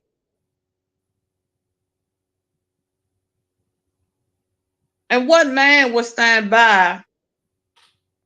What man would stand by to encourage another female to fight a female? Yep. What kind of man is that? Yep. It just don't make no sense to me. The whole case is it just so jacked up right now. But like I said, going back to the DOJs and all that, the reason why I asked you that question, because there is a higher person over a higher person. You know, when you go to one person and that person you're not getting assessed for custody. Everybody know we go to the manager. We go to where your supervisor. Let me speak to your supervisor. We always go to a higher up. And I know because of the fact we mailed them letters to the president or whatever. It's still somebody there that I know that could have looked into this further if the FBI tend to foe. Because that report they gave, that was crazy. That was a crazy report. And I read it and read it. It just something just not mapping. Ain't it crazy? Yeah, it's real crazy. And they can't be stuck on stupid like, okay, even if she agreed, a life been taken. If me and you got into a fight, and one of us went under, we'll get shot with manslaughter real quick. Yeah, yeah, easily, real fast. Easily. They gonna hit us. They gonna lock us up for the M word. Exactly. And then when we go to the preliminary and all that, and we got our attorney or our public defender, then we gonna cop out to the manslaughter. We gonna get it dropped down to manslaughter. But they gonna hit us with it's gonna the drop first. down. Right. It's gonna drop down to manslaughter because we was fighting. And one of us, it's gonna go there. This is crazy. But that's all I gotta say with that part, because I just don't get it. I just don't understand it. But I know I serve a God who holds all power. And I know nothing go unnoticed with him. And it ain't over until God says it's over. He got the last say so. Because that was a child of God. She definitely was a child of God. And we know God take care of fools and babies. God ain't gonna let that go unnoticed. You know what I'm saying? As long as you've been living, karma. Karma's been the block 20,000 times, man. And revenge. God, hey, I'm trying to. That's why I'm so careful. Exactly. Even when people do stuff to me, like I said, even when I know I should knock somebody's head off, I'm gonna have, even if I'm in the right, I still be like, You don't know how much power it takes not to kirk off or go off or say something to somebody that really hurt you or done something to you. You have to bite your tongue. You have to fuck. And I be telling them, I said, man, my pastor always say it's nice to be nice. I don't like to be nice to nasty people. I'm gonna tell you, I don't like to be nice to stupid people. I don't like to be nice to rude people. But I have to be responsible and accountable for me. I have to be responsible, and I have to keep reminding myself, you're a reborn creature, one. Two, if you're going to preach God, then you got to walk in the arms of God. Three, you got to live God's way. So it burns me. But see, I made my life a little simple. I just remove myself. When I get around so people, I just kindly remove myself. I fall all the way back just so I won't mess myself up. Because one thing my sponsor told me when I got out of treatment, she said, you can go to jail sober. It'd be 28 years on November 7th, so I still got to live with that. So we have to watch who we're around. We got to watch the company we keep. It's some real cruel, nasty people out here. Yeah, and they don't care. And they in our family. We go through the issues that we right now. Me and my family going through some issues with a family member, and the whole family want to jump on her, but we can't. Been there, done that. Yeah, been there, done that, and it's sad because it as much as you want to do damage control, you can't. You can't.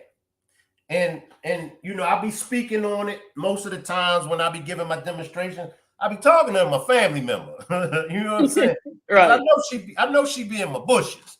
And I be, when I be talking about the heart getting right, you got to get your heart right.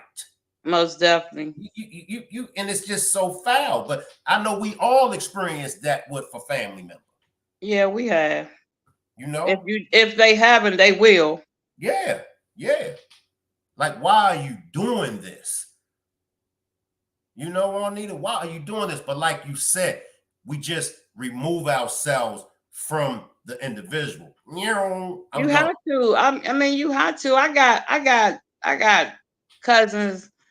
You know, I don't even deal with them no more because they wrong. They faulty. So when I see them. Hey, whatever, and we family. Yep. But because I know what they have done, that's as far as I can go. I can be cordial with you all day. Yep. Because see, if I'm up, if we stay in the presence too long, something gonna go out, something gonna get out of hand. Yep. And I don't want no part of that. So that's why I always remove myself when I know things is not right. When my spirit feel a little unease, a little off, yeah, I just get out the way. So but her preacher really touched me, and as she was saying, like, go ahead, Juanita, because I know the profanity, and that's why I said the profanity trying to come out. I know, Shank, but you have to remember this. She said one thing that really, stuck out with everything else. And that line was, "The vengeance is mine," said the Lord. And I just said, ain't nothing gonna go unnoticed with God. You know what I'm saying? No, ain't nothing. It's nothing new under the sun when it comes to God. God sits high, He looks low. I'm scared. I'm scared of God. That's the only thing I fear. I fear His wrath. Trust me, if I don't fear nobody else, I fear what He gonna do to me. Yes. You feel me? Yes. I feel what He might do to me, and I don't want to experience that. Yes. I'm trying to stay on God's good side. Yes. Amen. You feel me? I'm trying to stay on His good side. I'm trying to go where He want me to go, say what He want me to say, do what He want me to do. Man, that's why I said, Shank, you preaching to the choir, but it's some things that you gotta fix. The first thing you gotta fix is your mouth, that profanity. Exactly. That's what I said. I'ma just and I thank God because I haven't used one yet, and I'm working. I'm working because I do want to say something, but I'm working. Every day is a work in progress for me. Yeah. And one thing I like about it is, like, and I tell this to everybody, when you think you the problem, fix you. Don't try to fix nobody else when you the problem. Fix what's going on with you, and then what's around you can be fixed. I'm a work in progress. I'm with you. When I see something wrong with me, I fix it. I'm with you. I work on fixing it. I'm with you. Because I know if I don't fix it, everything else around me is gonna be broke. It's gonna be messed up. I'm with you. But I know I'm the problem. That's true. See, people gotta grow up to know you got to do what's right when it comes to you. You can't take care of nobody but you. You can't change or fix nobody but you. But trust and believe, if you fix what's going on with you, the people around you will change. Yep. Amen. Amen. You feel me, Shank? They gonna change, or either they gonna or they gonna back off. It took me a minute to get it and learn it, but I got it. Yep. I'm right there with you. I'm with you. I'm still learning, but I got about that much. Hey, every day is a learning process for all of us. And in order for us to grow or glow or shine, we got to get the lesson. Yeah. If I could just start with fixing one issues that I had, and that's why I started pointing out some of my issues, my mouth, right, my profanity. You know what I mean? So, but I'm gonna give you a word of advice, and I like that because you fix one problem at a time. Don't try to fix everything at once because you won't do it. It won't work. You got to fix one thing at a time. If you're working on that, keep working on that. When you get that down fact, then you move next to the next thing. Because we are human. You know, especially if the way we grew up with this. Yep. We only, and I told my daughter the other day, I only show what I was learned. But I'm unlearning some things to do better. You understand what I'm saying? Some things it wasn't made for me to learn because it was bad. So I had to unlearn it to do better. That's a message for everybody. Amen. That's real, Juanita. You preach Yeah, it to the that's a choir. message for everybody. Because, you know, God put us here on this planet for a reason. And I always tell you, Shank, don't give up. God got anointing over your life. He got you just where he needs you to be, because you are the voice of reason behind these people whose life has been lost. Their life has been taken. We have to keep fighting for justice for these families, because it's going to keep going on and on. And I tell you, I wouldn't want nothing to happen to me and nobody fight for me. You feel what I'm saying? So we have to keep fighting. I mean, until I ain't got no breath in my body. I think this girl deserves her justice, no matter what it takes. And I digress. That's facts, Juanita. Excellent demonstration. Salute my brother. Salute brother Nazir. Salute, peace. Pleasure to meet you, brother, finally. Pleasure to meet you. Welcome to the panel. I appreciate your steadfastness when it comes to seeking justice for our little sister. You know, I've been following it, not like you, but I've been following it among other, you know, because it's so many, you know what I'm saying? But when it's this one hits home a little different because it's rooted in self-hate. You know what I'm saying? It's rooted in self-hate for, you know, because and it's rooted in a sister having not seeing some of her own people through the eyes of an enemy. You know what I'm saying? She's seeing them as her brothers and sisters, and she trusted them, and for them to you know, treat her that way, you know, that is, you know, it's beyond deplorable, you know, for her to be treated that way. And men were involved. That's what makes it even worse.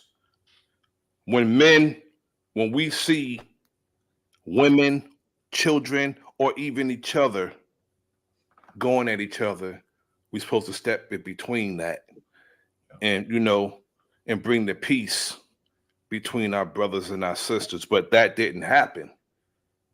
You know, for you know, when I heard that men took a part in part of that, you know, it's like, who raised these dudes? Where they come from?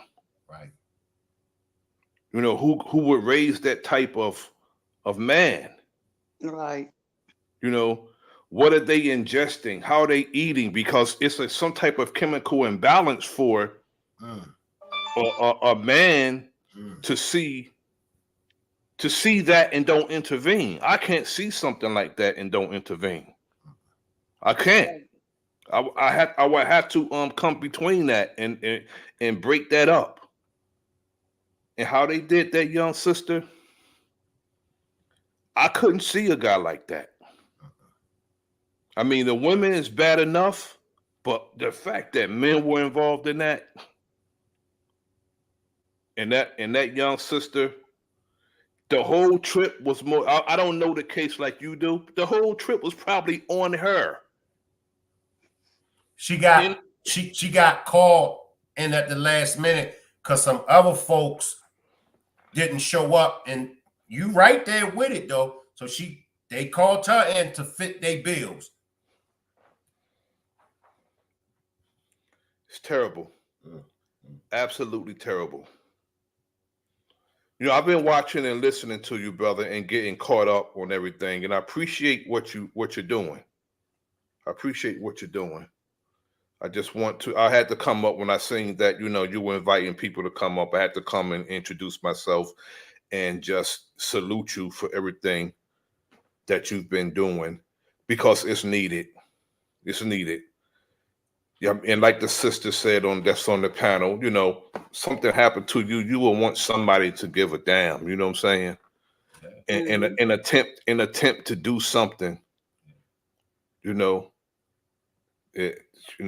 I'll land right there, brother. It's just heartbreaking that happened to that young sister, and the reluctancy and the stagnant response of getting this sister and her family justice don't sit right with me.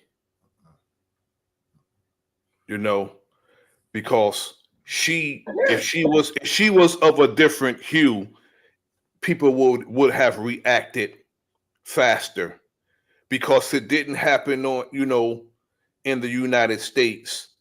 They have this certain type of reluctancy to you know, to go over there. But if it was somebody else, you know, if it was a let's say an athlete that played basketball, a female athlete that played basketball, and she was stuck in Russia, they prioritize that, but they don't prioritize a sister that lost her life.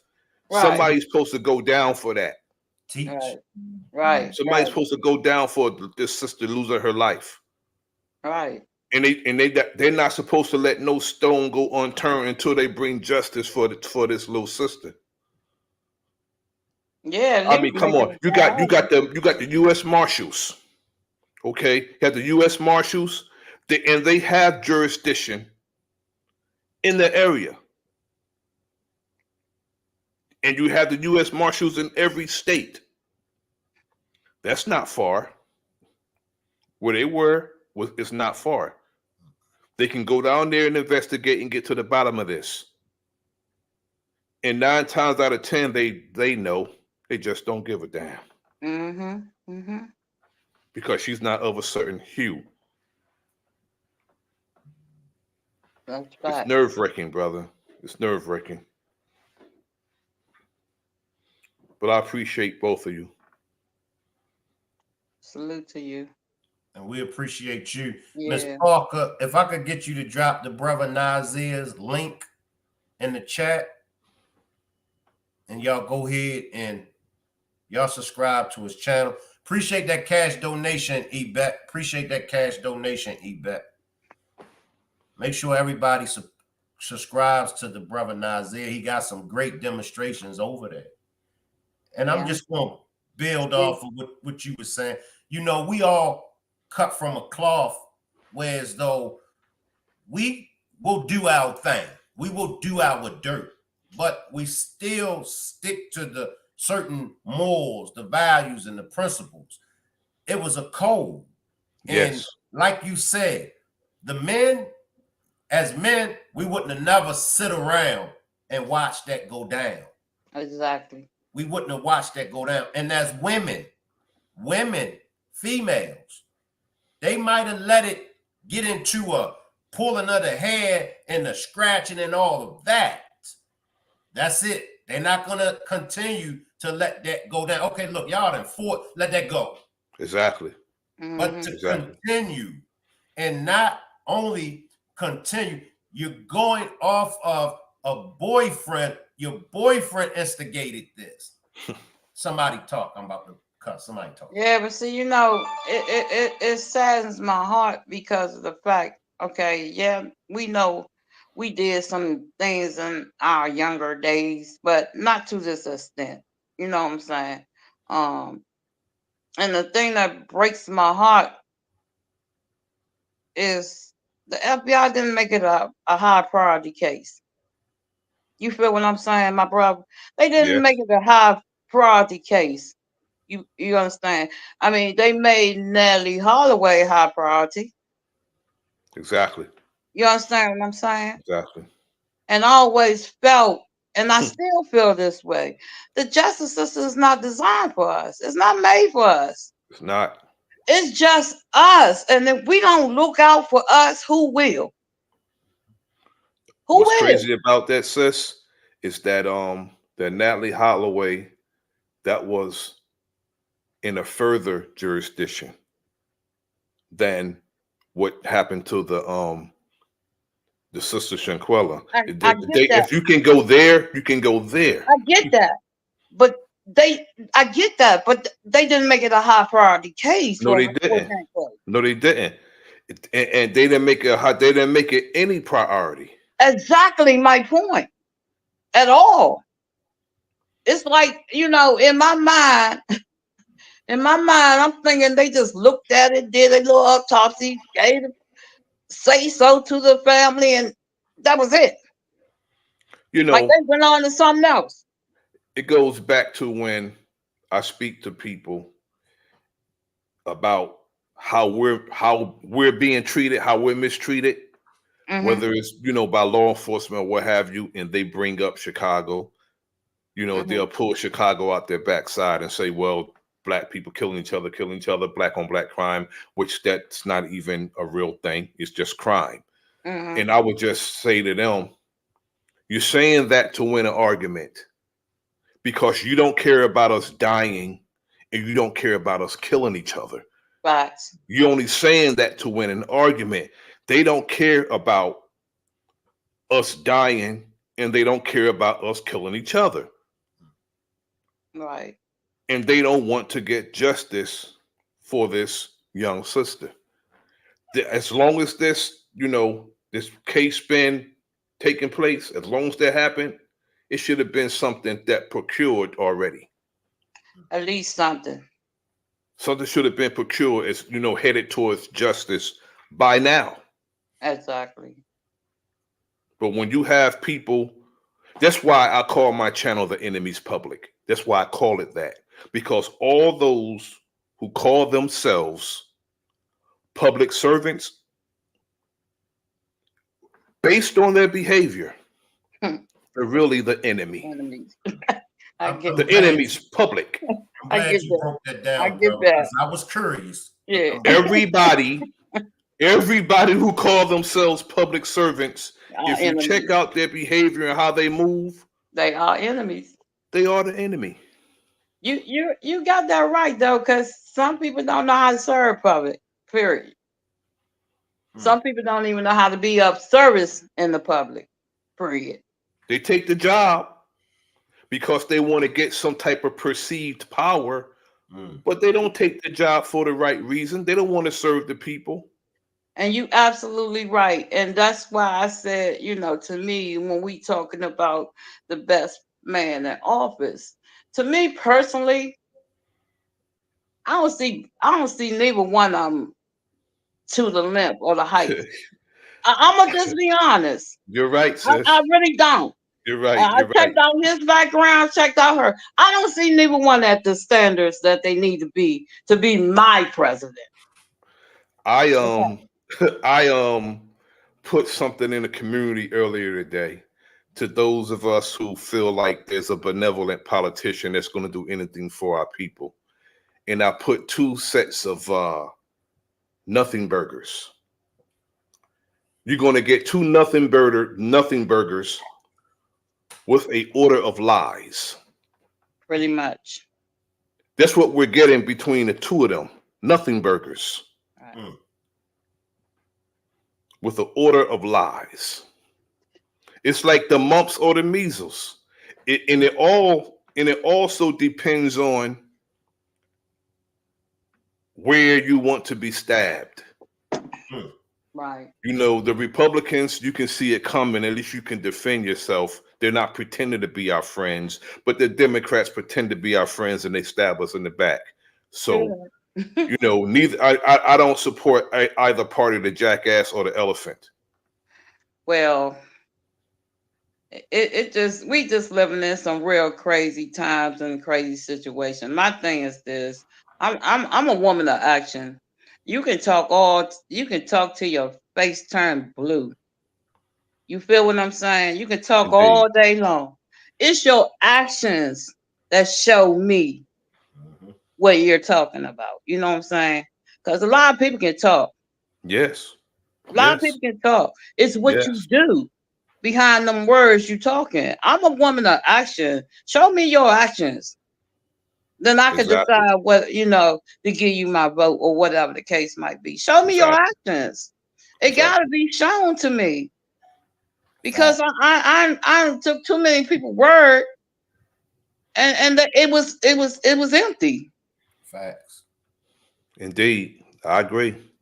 You know, she tried the what I call the sister act the last election, and we didn't, how she got in is illegal because Biden dropped out. Whoever was the runner up behind Biden was supposed to get that spot. She got in illegal. She wiggled her way in. Sister Act 2. That's what we're experiencing now. She got there illegal and they pushed her up, and now they're pushing her on us, the people. Yep. And because we don't accept it, they get angry with us because we're not accepting anything that they put before us. You can't put two things before me and tell me I gotta choose between the two things that you put before me. Teach. You know, okay, you get the mumps or the measles. No, I don't want neither. Teach. They're giving us this illusion of a choice. We can choose between, it's like, come on, Trump and Harris. Those are not choices for me. Those are not Exactly. choices for me. It's not a equal choice. It's not something you can actually choose, to be honest. I mean, because like I said, you got two of the less evils, one against the other, this one and that one, whatever, but me personally, I go on policies. If your policy is going to change something in my life with my family, then we can talk. You understand what I'm saying? Go to the grocery store. I'm sitting in my car trying to figure out, am I gonna buy food or put gas in my car so I can get around? I gotta choose. That's real. What life, in this life, you got to choose one or the other when all of it is beneficial to your life. That's real. You feel And what I'm saying? I Everything feel is everything you're beneficial saying, to your sis. life. But you got to choose because your money can only go so far. And you know who they put before us to try to convince us? Those who really feel that they have risen above our condition. Yep. And how they pander to us is how they see us. Yep. Look who they put before us to convince us. Entertainers. And they'll never be seen as nothing besides the entertainer. Yep. So that's why they get entertainers to try and convince us. And look, no intellectuals. Same thing that they was doing All during the time of entertainers. Malcolm X. Right. Exactly. Malcolm X warned us about that. But you know what the sad part is now? And I don't mean to cut you off. You can't even look at entertainers now no more. Look at Diddy. Look what's going on in Hollywood. Can we trust those entertainers? No. Never could. I You used feel to what I'm do saying? I used to do bodyguard work for a lot of entertainers. This was back in the 90s, early 2000s. I stopped in 2000, probably 2005, 2006. And the world's a stage to these people. They're always entertaining. All of them. They'll do something to try to clear their conscience, to make it seem like they're doing something for the people, but they don't care nothing about the people. Not at all. Nothing. Not at all. It's about, getting the next bag. Exactly. And being used, and they're willing participants to serve to our detriment. You know what I'm saying? Because again, they feel their sentiment is, I have risen above this condition. Exactly. This is not my condition anymore. They can't relate to the problems that we have. And then to me, it's insulting for them to even think that they can come and talk to us and sway us in a certain way. Especially now, Barack bro. Obama, where he ignored us 8 years and he think he could come before brothers and talk to them. It would have gone bad if I was there. Facts. Who do you think you are? You could come talk to us and tell us what we're supposed to be doing that is unacceptable if we don't do what you tell us. Facts. And, he was speaking to young brothers. He couldn't have spoke to Shank Rock that way. Hell no. He couldn't have spoke to Brother Nasir that way because we know him. Those young boys that was at a college level probably was starstruck. Ooh, that's Barack Obama. But we know Barack Obama. We'd have told Barack Obama to go to hell. Yeah. That's facts. Who you think you are? Think you could come and scold us about anything? I guarantee any one of those brothers would have said, do you know who Eric Garner is? They would have shut him up. Yeah. Do you know who Sandra Bland is? Do you know who Trayvon Martin is? Right. They all died on your watch and went unpunished. Who do you think you all can come talk to us? But let me just slide in for 1 second. Now, Trump. Yes, sir. Now, see the difference between Barack and Trump. Now, like you just said, the many brothers and sisters, because I believe Breonna Taylor died on Obama's watch too, correct? Or was it during Biden? It was around Trump. It was during Trump. Okay, it was during Trump. Let's go back to the many blacks that was killed under Obama's watch. Now, yes, and under Trump's watch, the Capitol riots, he's saying, if I get in office, I'm going to pardon them. And this is what I'm saying, like, when will a black, and this is what I got against Kamala, this is what I got against Obama, y'all can do things for us. You can do things specifically for us. The Harris opportunity agenda is supposedly be for us, right? But I ask y'all, why now? Well, I'm gonna say sister, that woman didn't come to us. She didn't even claim to be one of us until she wanted something from us. And whatever she introduced as a policy, I know for certain it's going to be a nothing burger. And it's going to trickle down. It start off black, then people of color, minority, and it trickles down. It trickles down to we end up getting nothing.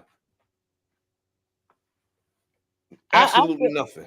Yeah, I feel like this. All our prominent leaders, I can't really say too many that will leave us. Martin gone, Malcolm gone. It seems like the leaders have took a step back. The real leaders, the one that really can lead us. You understand what I'm saying? Right now, to me, it's just like a it show. It's an it show. It's not taking care what we definitely need for the system to do to take care of us, per se. It's not no changes being reconciled so we can see. Exactly. I want to be able to see a change or acknowledge some change with my little bit time on this earth. I want to see change for my grandkids. Exactly. You I feel what I'm got saying? quite a few of them myself. I want to see change. I want to see them living in a day and time where they don't have to struggle as hard as we struggling. I want to see a change for better education, better policing. You know, my sentiment is whatever we don't want in our communities shouldn't be there. Whatever we want Exactly. should be there. And we have to stop being the suckers in this election process. They've been getting our votes for so long for nothing that when we ask them for something, they think we're talking in a different language because we've been giving the Democratic Party our votes for so long that when you ask for something for your vote, it's like, what are we supposed to give you? But see, they Whatever we want. exactly. But see, that's the thing, and that's the thing that gets me, and that's what makes me kind of feel twisted because of the fact my ancestors died for me to have the right to vote. For Exactly. one, that's my right, my privilege, my obligation. But the thing is, the choices of who I'm voting for. If you ask me, if you come and tell me, let me get that lawnmower for my 50-inch TV, we making a trade. You feel where I'm going? We making Nobody's a being trade. robbed. Nobody's being robbed. No robbery.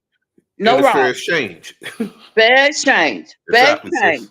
I'm giving you my color TV for that lawnmower. So it's Exactly. fair exchange. Exactly. When they come to me and ask me for my vote, and I'm reluctant to say, but what are you giving back to me? Because you're not making no difference for me. And that's why I get so blown when these people knocking on my door, ringing my phone, texting me, asking me for a vote. No, what is you giving back to me? Because over my Did 59 you see years plus, I'm giving up votes, but I'm not getting nothing in return of that vote. I'm not saying exactly? okay. Exactly. I'm Did not you getting did what you I'm see supposed to see. did you see that display of ignorance and on BET the other night? And in regards to what? That so-called Black Men Summit. No, I I think I didn't missed see. that. I never seen such, I don't know what to call it. All I know is I didn't see no display of manhood on that stage. Wow. All I seen is a bunch of mostly effeminate men putting a cape on for Kamala Harris and fear mongering and talking about what's going to happen if Trump is elected. Trump was already in office. And not only that, if we were the way we supposed to be, it wouldn't matter who's in that office. Exactly. It wouldn't matter who's in that office. We was taking care of our business. That part. Teach. That People, part. people think that we're going to get some benevolent politician to change our condition. The possessive pronoun is our. It's our condition, and we have to change it. Exactly. And none of them's going to change it, and they refuse to. Teach. But if you get the average Negro that's into these politics and these politicians, they really think that their vote is going to count. They're going to go out on the 5th and vote, and their vote's going to be undermined by the electoral vote, the electoral college vote. It's going to be undermined. Yeah. That's why they call them a swing state, because they swing the election towards whatever way they want it to go. But these Exactly. Negroes they don't understand it. They just think that They vote matter and they they're can't. voting and they're Yeah. making a difference. They really Yeah. think they're a part of the process when you're not a part of the process. No. This is their thing. Yeah. I don't get involved when my enemy infight. You know why? Because it's my chance to escape. I will let them destroy each other. Mm. You know what I'm saying? If your Pretty much. captors get into it, can you imagine your captors get into it and they Pretty about much. to kill each other? Why would you break that up? I know, right? You don't break that up. You let them destroy each other. You dropping some jewels, brother. You dropping You know some what I'm saying? jewels. As a Yeah. matter of fact, I will arm the two of them. Take 10 paces, turn around and shoot while I escape. Exactly. You dropping some jewels. Exactly. But, you know, our people, brother. But see, this is my thing. That's why I said knowledge is power. You know, knowledge is power. The more you educate yourself on these type of things, the more you know. And a lot of people don't get that. You know, it's like you said, it's swing state because they swing either way. You got the electoral vote, college vote. You know what I'm saying? So it really don't even matter for us because whoever gonna get in office gonna get in office anyway. But my problem is, you know, the ones in office is what they doing in there. Because they ain't really doing nothing that we can identify and see the way we live. It's not showing up. Well, I can say that they honestly It's lowered just the not bar. showing up. We not. I mean, tell me what have changed Absolutely nothing. past the 8 years. I'll wait. What have changed? I can tell you one thing that's changed. They definitely lowered the bar of who can become president when it was already a cesspool. Ain't nothing have changed. Everything You know, still remain the same. yeah, you know, it's the same old saying, especially when it comes to us. If a president do something for us, it'll be the first time they did something I for us. can't hear him. He mute. I can hear him. Can you hear me, Juanita? Can you hear me, Juanita? Can you hear me, brother Nazir? I can hear you. We can't hear you, Juanita. I can't hear. No. I can hear the sister too. I can hear her. Yeah, we good as you, Juanita.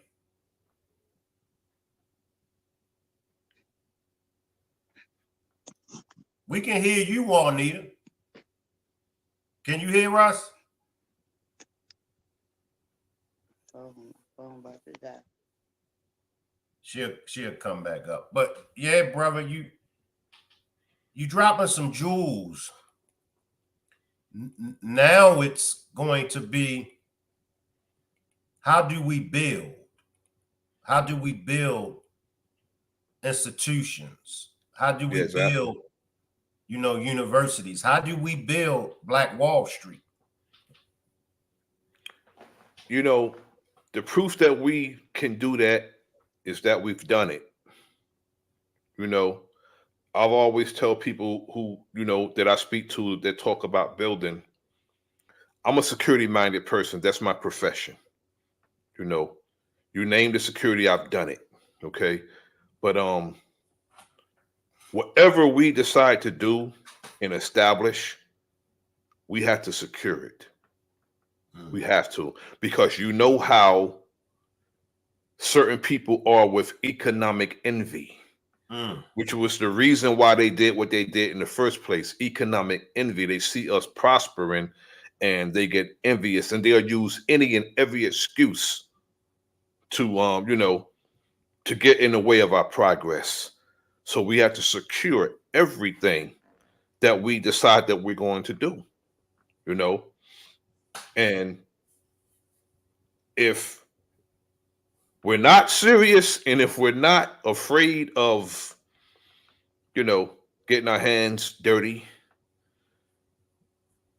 we just step back and don't get involved. because we're going to have to get our hands dirty in a whole lot of ways when it comes to like even working and tilling the damn land. You're going to have to get your hands dirty.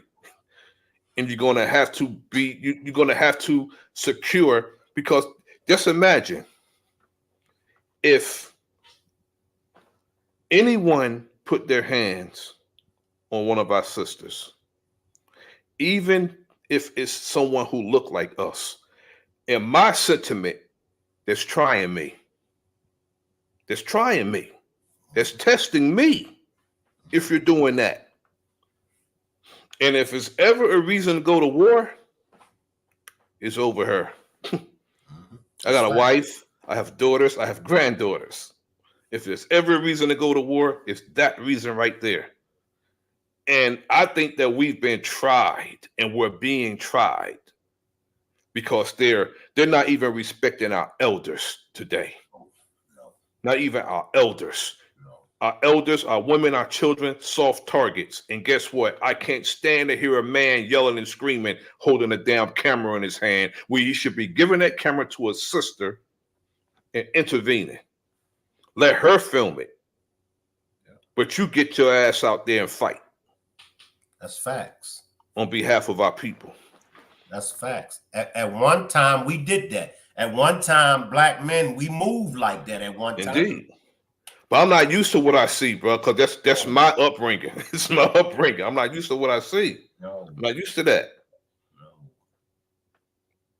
But you know, you're still here. I'm still here. That lets us know that there's hope, that, you know, things can happen. You know, and we just gotta reproduce ourselves. Mm-hmm. Each one reach one and teach one, and just keep you know.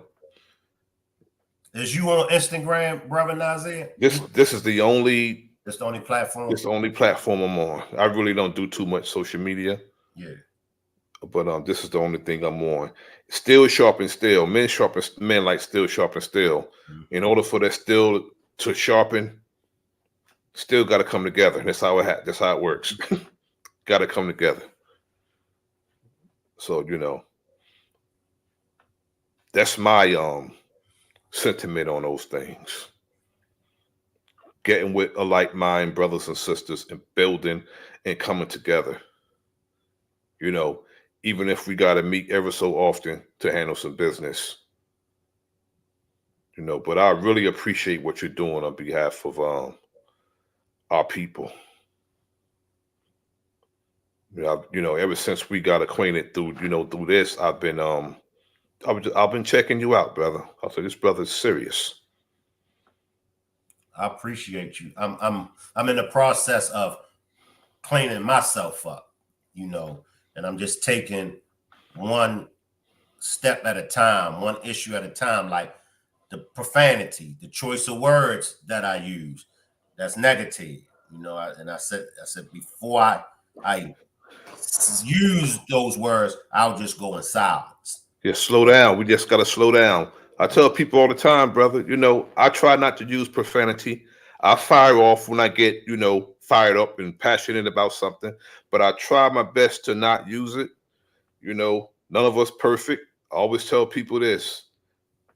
Someone asked me, you know, those of us who are perfect, stand up. I'll get out my seat and sit on the floor, brother, because I'm that unperfect. Yeah.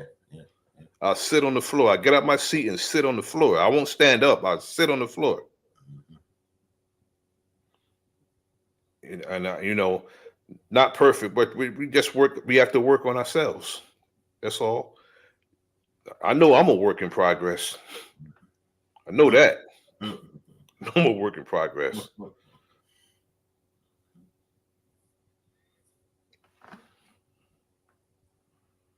My chat cutting up my chat. You know, they like to roast me down there. I'm just looking at the comments.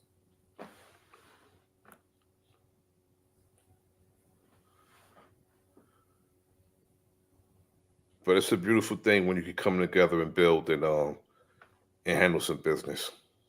and because it's a lot of business to handle. yeah, yeah, yeah. And I tell people all the time, social media can be a blessing or it could be a curse. It's up to you. Yeah, it's what you make it. It's what you make it, you know. What you make it.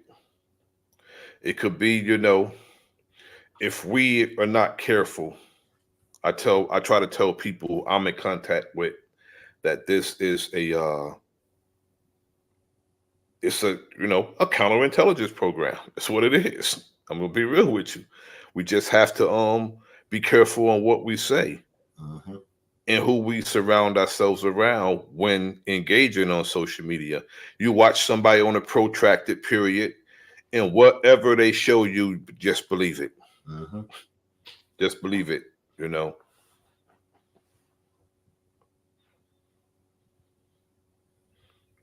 We just gotta put ourselves and align ourselves with a like mind people. That's all. If there's anybody else, I'm dropping the link, y'all. If there's anybody else that want to join us on a panel, I wanted this to be an all-nighter, but I can't pull it off. Well, that's one thing I could never do. A lot of the brothers and sisters, they do like hours of streaming. Uh, I'm 2 years away from being 60. I can't hang, brother. Shit, I thought you was young. I thought you was in your early 50s or something. You look good to be pushing 60. I'm shoot. Another year, brother. You look good, brother. Talk to us, I Miss appreciate Parker. it. Salute, Shank. Salute, brother Nazir. Salute. Peace. I was in your chat earlier, but you was like close to ending it, so I came in and saluted and I shared you out. Yeah, I remember. Yeah, so I love this demonstration. I love how Brother Nazir and Juanita kind of closed it out with that powerful message, and especially of the voting and things like that. And just, I just want everybody to remember the cause here. You know what I'm saying? And I like how y'all just ended it with working on yourselves, because Brother Nazir, I got a long way to go. I do mean long. Um Same here. Long Yeah, winding road. yeah, yeah. So I was just letting the chat know Shank is speaking for himself.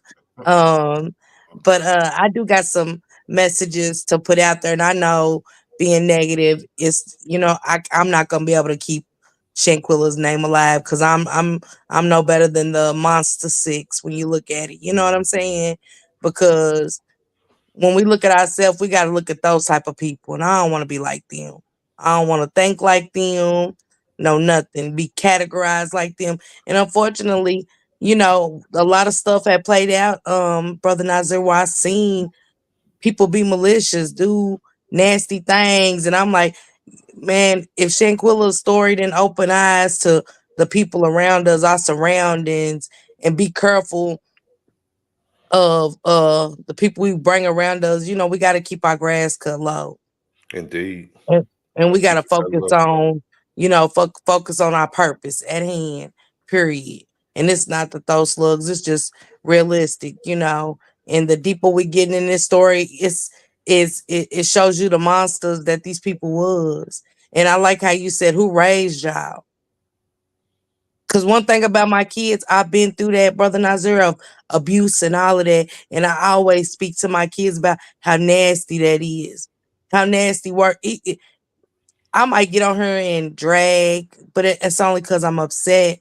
And it could have been another way I approached it, but I'm still trying to set example for my kids. So I You had to know, sit down and tell my kids at the end, like, that's not the way to do things and handle things. And this is why I done it. It doesn't make it okay, but go ahead, Brother Nazir. yeah, but it's like, we all go through it. We all go through it. We may lose our head temporarily, when we're fired up about something. It happens. But we just gotta have that ability of going back and retracking and backtracking and correcting our errors. That's all. You know, I tell, you know, I don't like to, I don't even like to tell people they're wrong.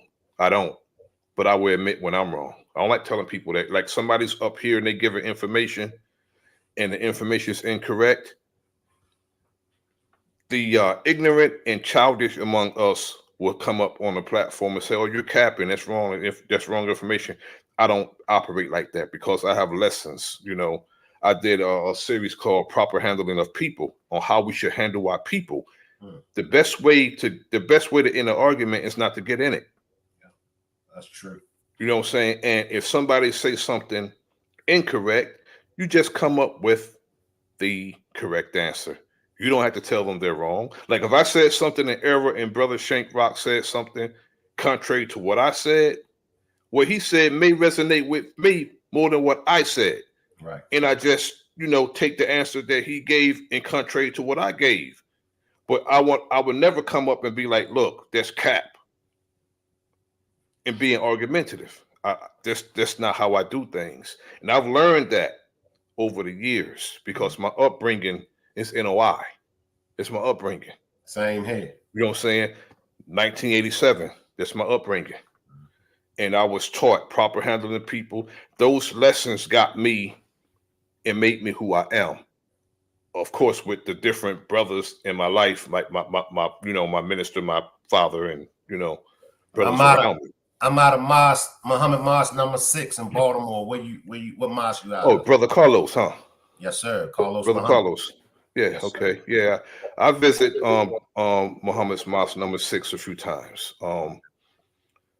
With Minister Abdul Kareem Muhammad. Yes. Out of number 80 in Plainfield, New Jersey. Okay.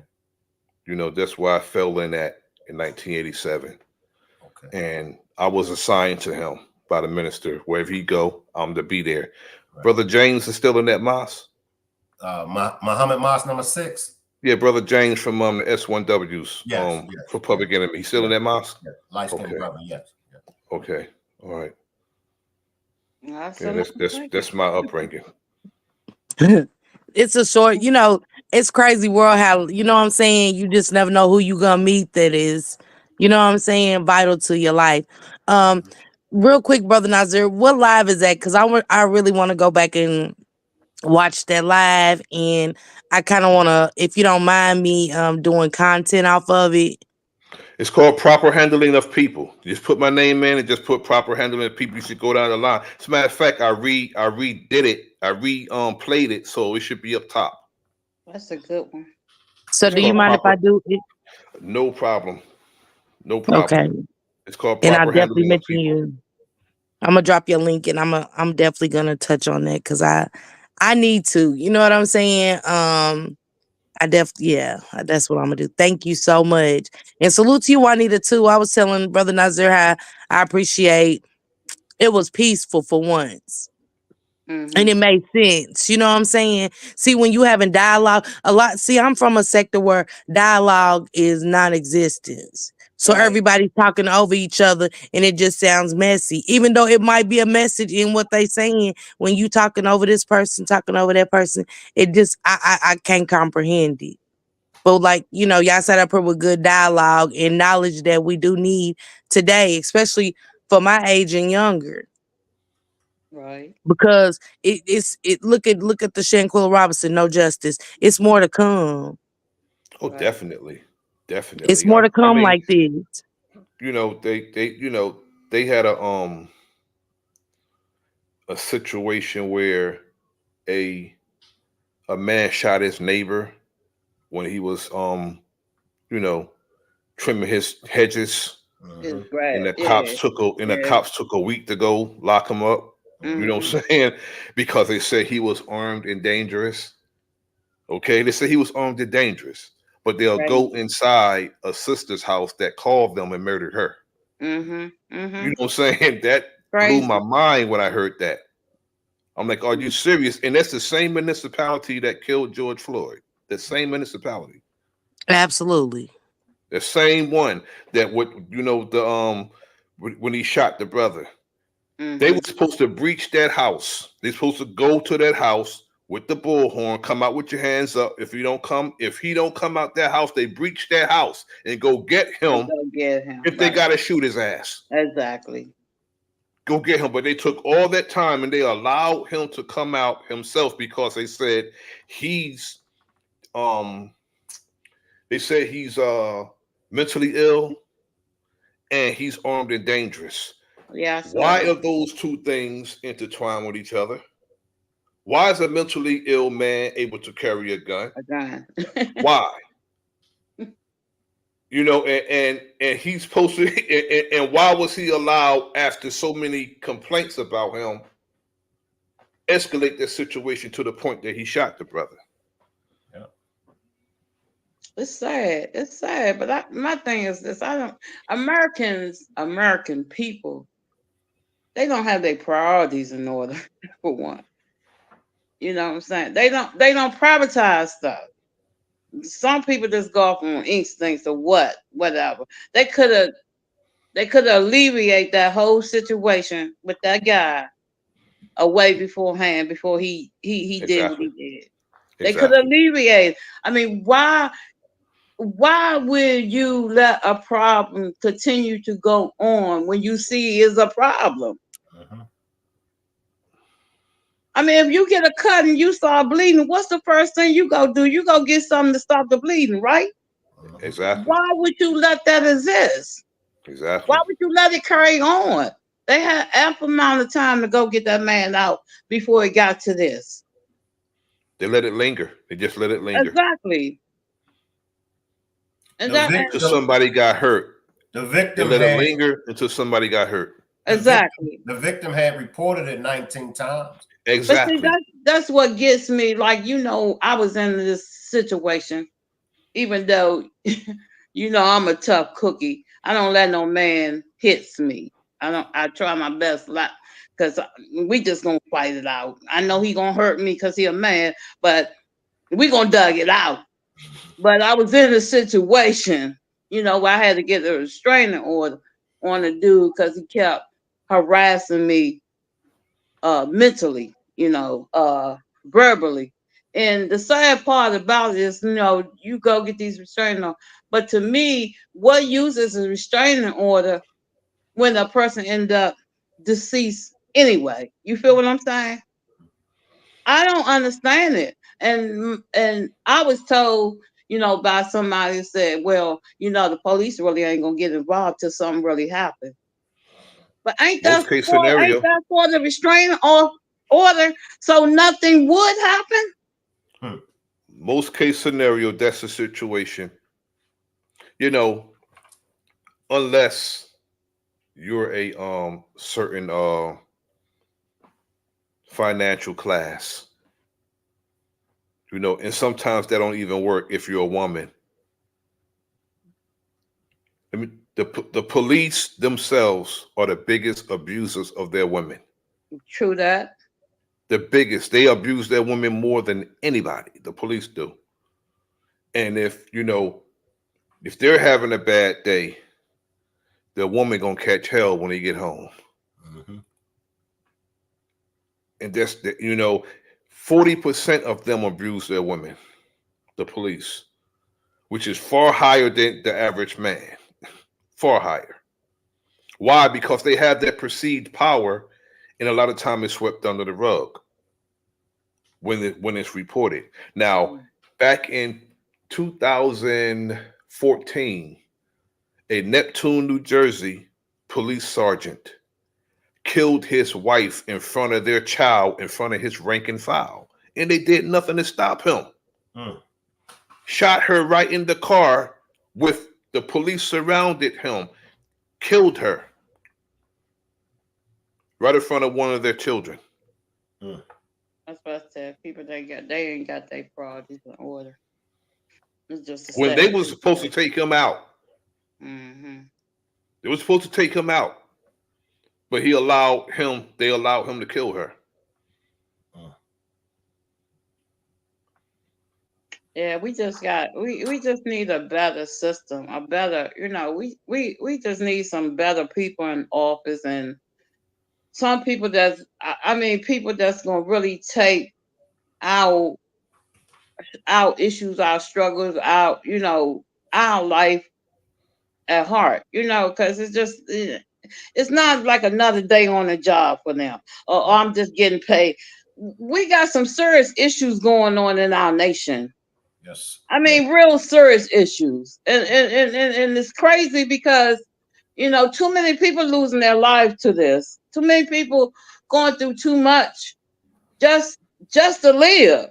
It's just today, in this day and time, I don't care where you at.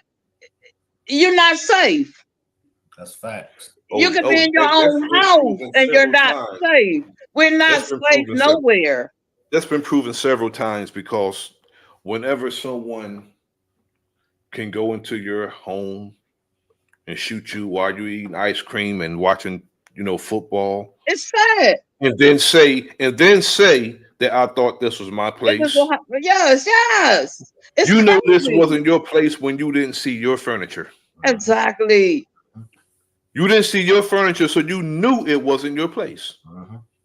It's just crazy. And you know to add insult to injury is a bailiff brushing her hair Right.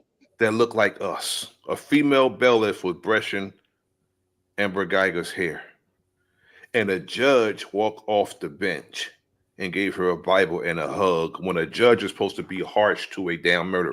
Yeah. See that? Y'all see that?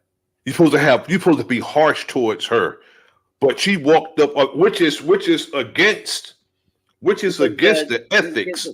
Yeah. It's against the ethics of being a judge. But she Right. walked off that bench and gave her a Bible and a hug after convicting That's her. because she had a heart. She had some empathy. Her job, it wasn't about her job. It was about her being human.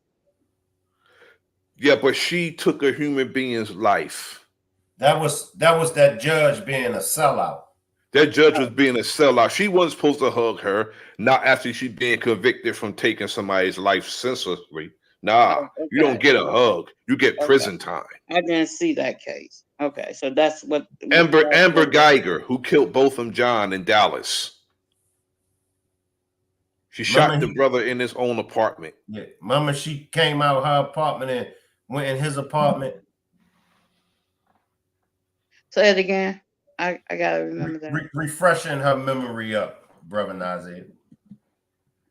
The white female officer shot Botham John in his own apartment.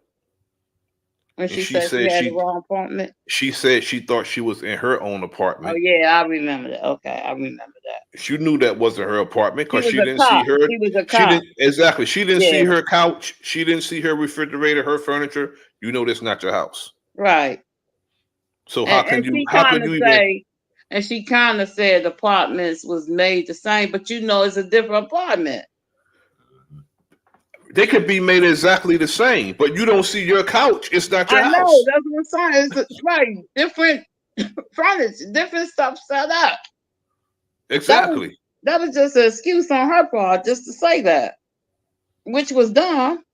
Yeah, it was dumb, but she thought she was that privileged that, the most saddest thing in the world to see is one of them cry. This is a sentiment some people have. Is to see a white woman cry. It's sad. It don't do nothing for me. It don't do nothing. I'm saying, that do something to somebody else. I'm being real sarcastic now, but it don't do nothing. That's a sad thing. It's when they start, the waterworks, they turn on the waterworks. When they turn the waterworks on, people just give in, I know. Not and me. That's sad. But they can't give in when a black woman lose her life. Well, they think our sisters can actually take the most pain in the world because that's why when our sisters are giving birth or anything that's going on with them, and they're in pain, they're so reluctant and they're so slow moving when it comes to taking care of them in hospitals. Man, that's no excuse. No excuse. People no look excuse, at of course not. Yeah, because they look at women. Black women are the most strongest women on the planet, which in some case might be true, whatever. But still, Well, when they're a best woman of loses they're her the life, best of the women. we are the most disrespectful women on the planet. You know what I'm saying? We get disrespect just for the color of our skin, which is not fair at all. You feel what I'm You're right. saying? You're It's right. not fair at all. You know, You're right. we get disrespected because we are who we are. You know, I must say, you know, I've been with my wife for decades, and our sisters are the best of the women. I'll say that. Yeah. The best. Breaking news, y'all. Breaking news. Former Kentucky officer convicted of using excessive force on Breonna Taylor during deadly raid. They have found him guilty. Is that Praise right? God. Praise God. That's Because at first I that heard makes me they said happy. that's good. So Because at first I heard they wasn't getting okay. That's good. That's good news. that's good. That's what persistence does. That's why I said with the Shanquella Robinson, oh, she gonna get justice. Yeah, that's just we gonna keep fighting. That's good Yep. news. Yep. Yeah, we gonna keep until the cows come home. That's what Grandma said. We gonna keep fighting till the cows come home. Yep. Because, like I said before, you know, we are the most disrespected person on the planet. You know, they give us that much when it comes looking into these type of cases when this happens. So we gonna keep fighting until we can't fight no more.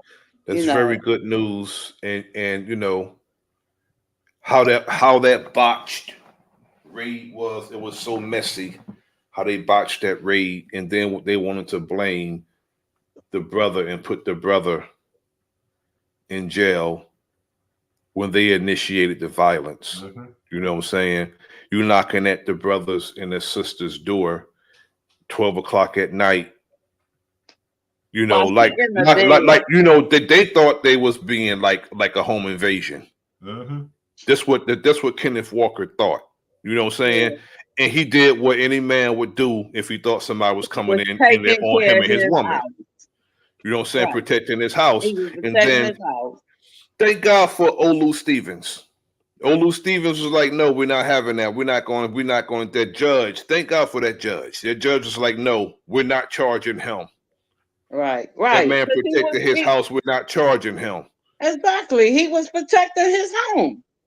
And Like then any all the crooked man. stuff they did, they lied and said that they announced themselves. They lied and said that Breonna Taylor had contraband Mm-hmm. coming to her house, and the postmaster general was like, "No, you're not going to get me to lie for you." Postmaster general wouldn't lie for them.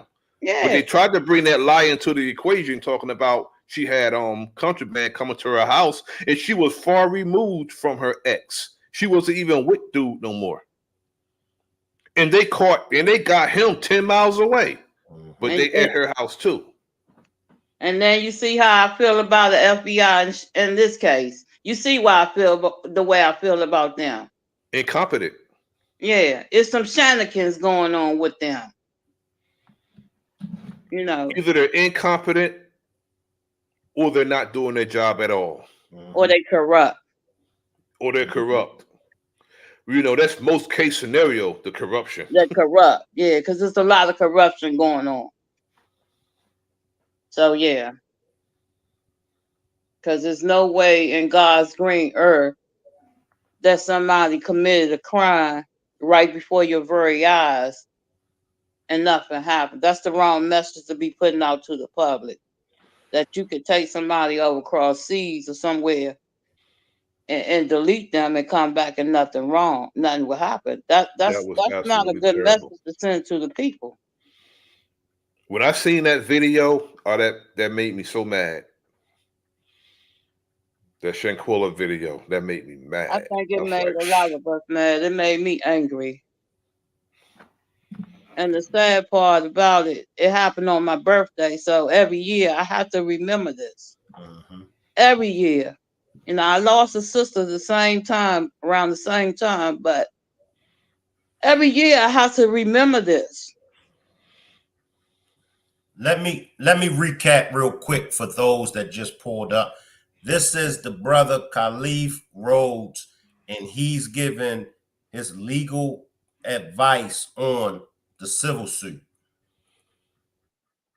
Chief Legal Analyst Khalif Rhodes joining us here to talk about what's inside of this new lawsuit. Now, Khalif, I got to tell you, I got through half of this and just was disgusted with what is inside here. More details. What can you tell us? What I can tell you is I do homicide cases on a regular basis, and this is by all means some of the most disturbing details that I've ever read. I mean, this is line by line account of what happened on that night in question, and a lot of things of what happened and what did not happen or what should have happened. And so they're alleging a couple of things. Negligence first against what they called the Cabo Six, this group of defendants that were traveling together. And then you talk about the incident with the video. That's Miss Jackson. Miss Jackson was in this video assaulting Miss Robinson. And then during that process, that's when it's kind of all unraveled. And you can see that she is extremely injured, extremely hurt. But what the complaint lists out is the details, the timelines of what happened after that, or I should say what failed to happen after that. When authorities got there, they talked about her being alcohol poisoned and her needing to be rehydrated. Authorities at that moment instantly realized, no, she's not dehydrated, she's injured. And the key point that I look at in this complaint that they mentioned is that they asked the Cabo Six,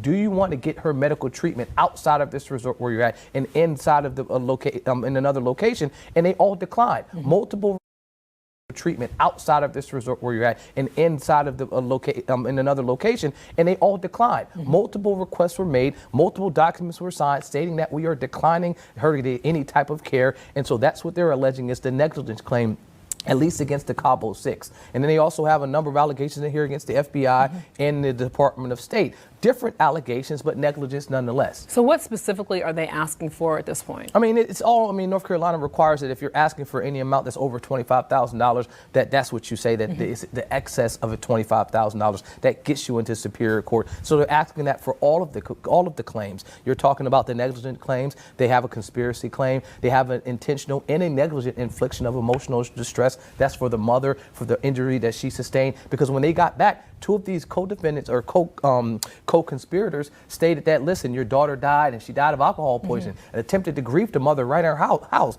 knowing what this complaint is saying, that at that moment they already knew exactly what happened, that it wasn't alcohol poisoning, that it was an assault. But let's talk about the standard. The standard for a negligence claim is clear, that there must be a duty, there was a breach of that duty, that it was because you breached your duty, you actually caused my damages and I was damaged. Well, we talk about breached your duty, you actually caused my damages and I was damaged. Well, we talk about death being the ultimate damage. There's nothing worse than that. But the duty portion, because there's something called a Samaritan or Good Samaritan. If I'm just walking down the street and I see you on the ground hurt, I have no duty to save you. Even though it's the right thing to do, it's the nice thing to do. In the eyes of the court, I legally have no duty to help you.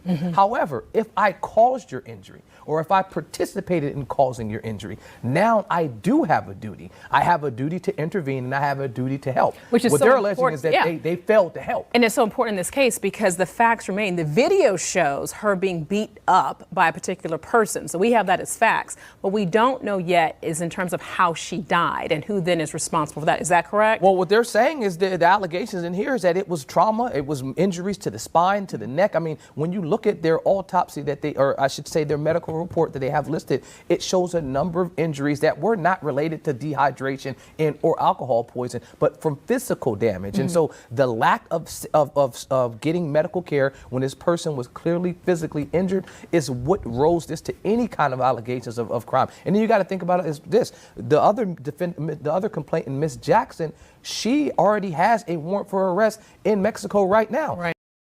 Already has a warrant for arrest in Mexico right now. Right. And that's how we get to the negligence claim. They're saying the Mexican authorities submitted a request to extradite her to Mexico, and the State Department just failed to take any action. And the families wanted answers. They're wanting to know, why didn't you do this? If they're in the family in the press conference today said, if this would have been someone else, it would have been done. It would have been taken care of. Well, how come this isn't being done for my daughter? Yeah, hopefully this gives them a little. This is a no-brainer case. Salute, John Q. I see you down there, John Q. Salute. So, with the civil suit, Suan is holding the Cabo Six responsible, the Department of State, the DOJ, as well as the FBI. Why she's holding the Cabo Six responsible? Because Dejanay attacked Shanquella. we see a video of Dejanay attacking and putting hands on Shanquella. She had an accomplisher. It was an accomplisher, according to the Mexico report. Many of you said y'all seen footage of Winter putting hands on her. They're also coming for whatever man out of the Cabo Six recorded it. Then you have the two that was standing not in the camera view of the phone, but they were standing by just watching this. According to the doctor, I read the doctor's report. According to the doctor, they all, including the sixth person whom we know to be Nazia, all six denied her medical attention to go to a hospital. So that's why she's bringing it against all six. They all played a part in it, whether they put hands on her or whether they simply denied and refused her to go to the hospital. She coming for the DOJ because she met with the DOJ last March. I was there. I was in attendance in DC, and the DOJ told her by the name of Benjamin. I can't remember the first name or the last name, but the guy by the name of Benjamin. He insured Sue Ann, Ben Crump, as well as the family, that he would do what he can do to make sure that this doesn't get swept up under the rug. He would make sure that the warrant get prioritized. The warrant is the warrant that's issued from Mexico for the arrest of the main aggressor, Dejanay Jackson. The FBI is included in the civil lawsuit as well. We all know why they included in there. I don't even have to give no demonstration on why she included the FBI. The FBI, according to the FBI, they're not going to prosecute any of them because they all said that Shanquella agreed to a fight. Well, the whole world, any and everybody that's seen the video knows Shanquella said no, she will not fight.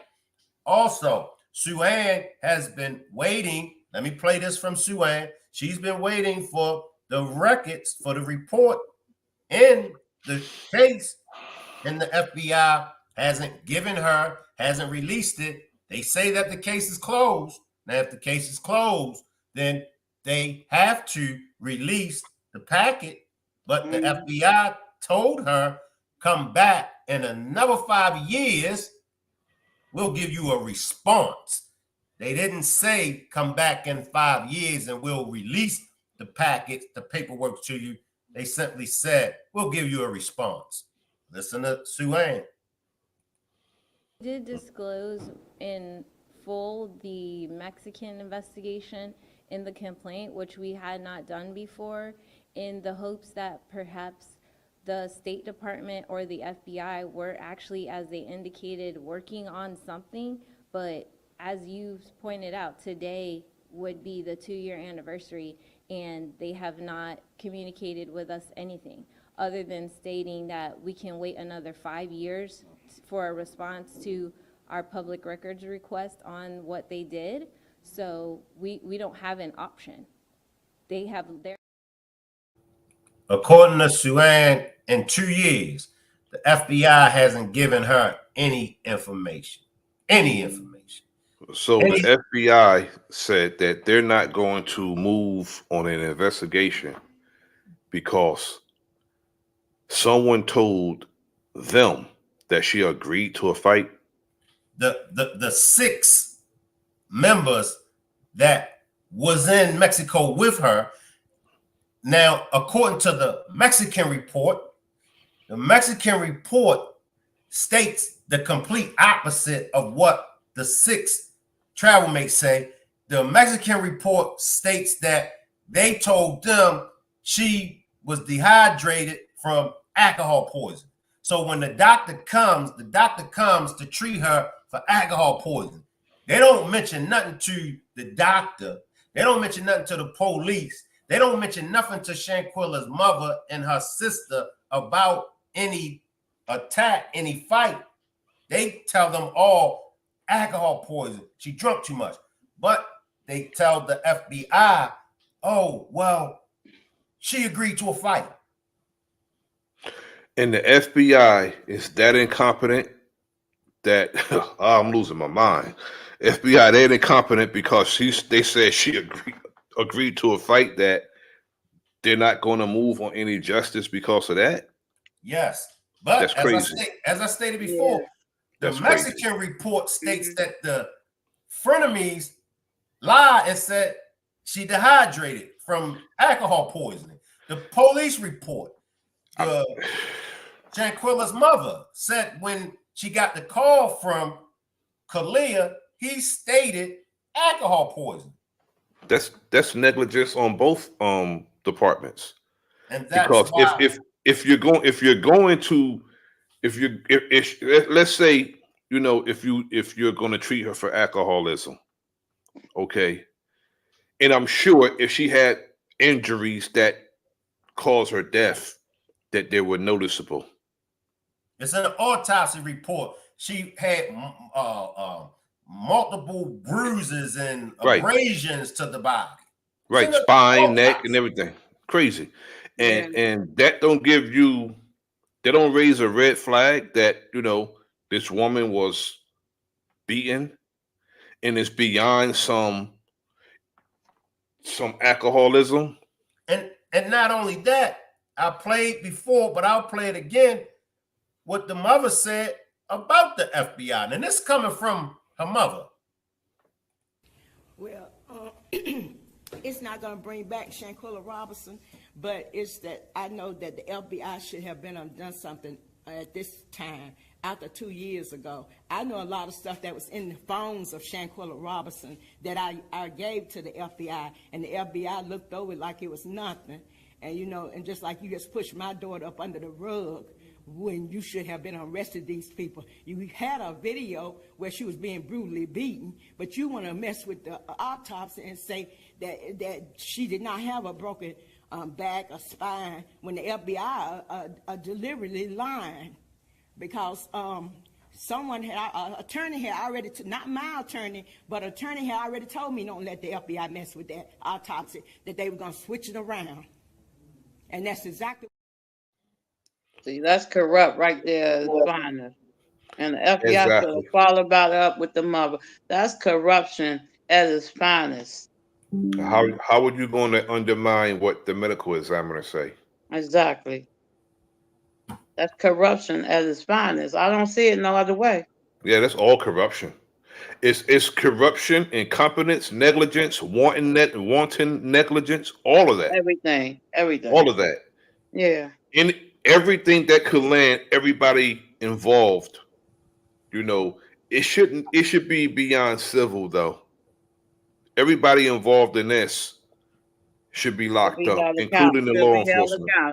Yep. Including the law enforcement. Mexico issued a warrant 2 years ago, back in November, a month after it happened. Mexico issued a warrant for the main aggressor, Dejanay, that's attacking Shanquella. In the video, Mexico been issued the warrant 2 years ago. The United States, the DOJ, never prioritized it. They failed to even look into it to extradite her back. They were supposed to arrest her and take her to Mexico. Right. They supposed to extradite her back. Exactly. That's what's supposed to happen. That's why I was wondering, like, when it first happened, when I heard about the warrant for her arrest, I'm like, why isn't the Justice Department, U.S. Marshals, whatever, you know, in that jurisdiction, why didn't they arrest her and extradite her back to Mexico? Because that's what they would do in any other, because it happened there and it's one of us. Mm-hmm. You don't deserve to be taken serious. Yeah, some heads need to roll over this. Mm-hmm. Yeah, because if it was you or me and we did it, they would extradite us back real quick. Exactly. So something is going on. Once that warrant get prioritized, then it goes to the marshals. Exactly. The marshals going to do their job. The marshals they're going to come to get. They're going to go if those channels are taken. But it's not being moved. Their paperwork's not being moved at all. Because if it got on their desk, they're going to go. The marshals Right. can't do If once that paperwork get put in and it's a done deal, the marshals coming to get you. They're gonna come Straight get up you. out the back. and The they marshals gonna gonna get be you. at your door wherever you at Exactly. and gonna come in there and get you. They came and Exactly. got me from the carry out. They came and got me for some forgery, for some bad checks. They Yeah, came they and got got me. me. Marshals gonna come get you. We got papers for your arrest. But they're not prioritizing the sister. Exactly. They You not know, making a high priority. It's not a priority of them. They not and prioritizing. when it comes to her losing her life, it shouldn't be, you know, the matter of the paperwork. It should be rushed. No, It they should be the paperwork should be actually fast tracked to them because it was a murder. Somebody killed her. It should be fast tracked to them. exactly. You remember at one point, Shank, you remember they were saying at one point they said the paperwork hadn't been translated. Remember they said it was taking time. I don't care what department that's working, it's always some effort, another effort that can translate anything straight That's to English easy. or message. That's easy. Let me play what Sue Ann said. Let me That's play what easy. Sue You Ann. could put that. You could take that paperwork and put that paperwork in any database. Exactly. And just press what language you want it to be in, And it will come out. Automatically come to that language. So that's a bunch of nonsense. Yeah, let me play what Sue Ann said. Let me play. The issue with respect to the extradition is that the Mexican authorities have advised me that they've taken all the steps pursuant to the treaty that would be needed. Backtrack it. She said the Mexican authorities said they done what they were supposed to do. Let me play it again. The issue with respect to the extradition is that the Mexican authorities have advised me that they've taken all the steps pursuant to the treaty that would be needed to be taken. They've done a full investigation. They presented their investigation packet to the proper authorities at the State Department. It would then be up to the U.S. Attorney to work in conjunction with the State Department in order to authorize and initiate an extradition, which we would all see publicly because that would be a U.S. federal case where they would have the opportunity, whoever is being extradited, to say there's not enough evidence, there is enough evidence, and have their day in court. This has not been initiated because we would all know about it. So the issue is that process has not even begun, and we're 2 years out from the incident. So that's what we're saying in the complaint, that the U.S. Department of Justice has not initiated that procedure, and it's been 2 years. So Mexico want to bring them to justice. Yeah. And the United States is dragging their ass. Yeah. Yeah. Yeah.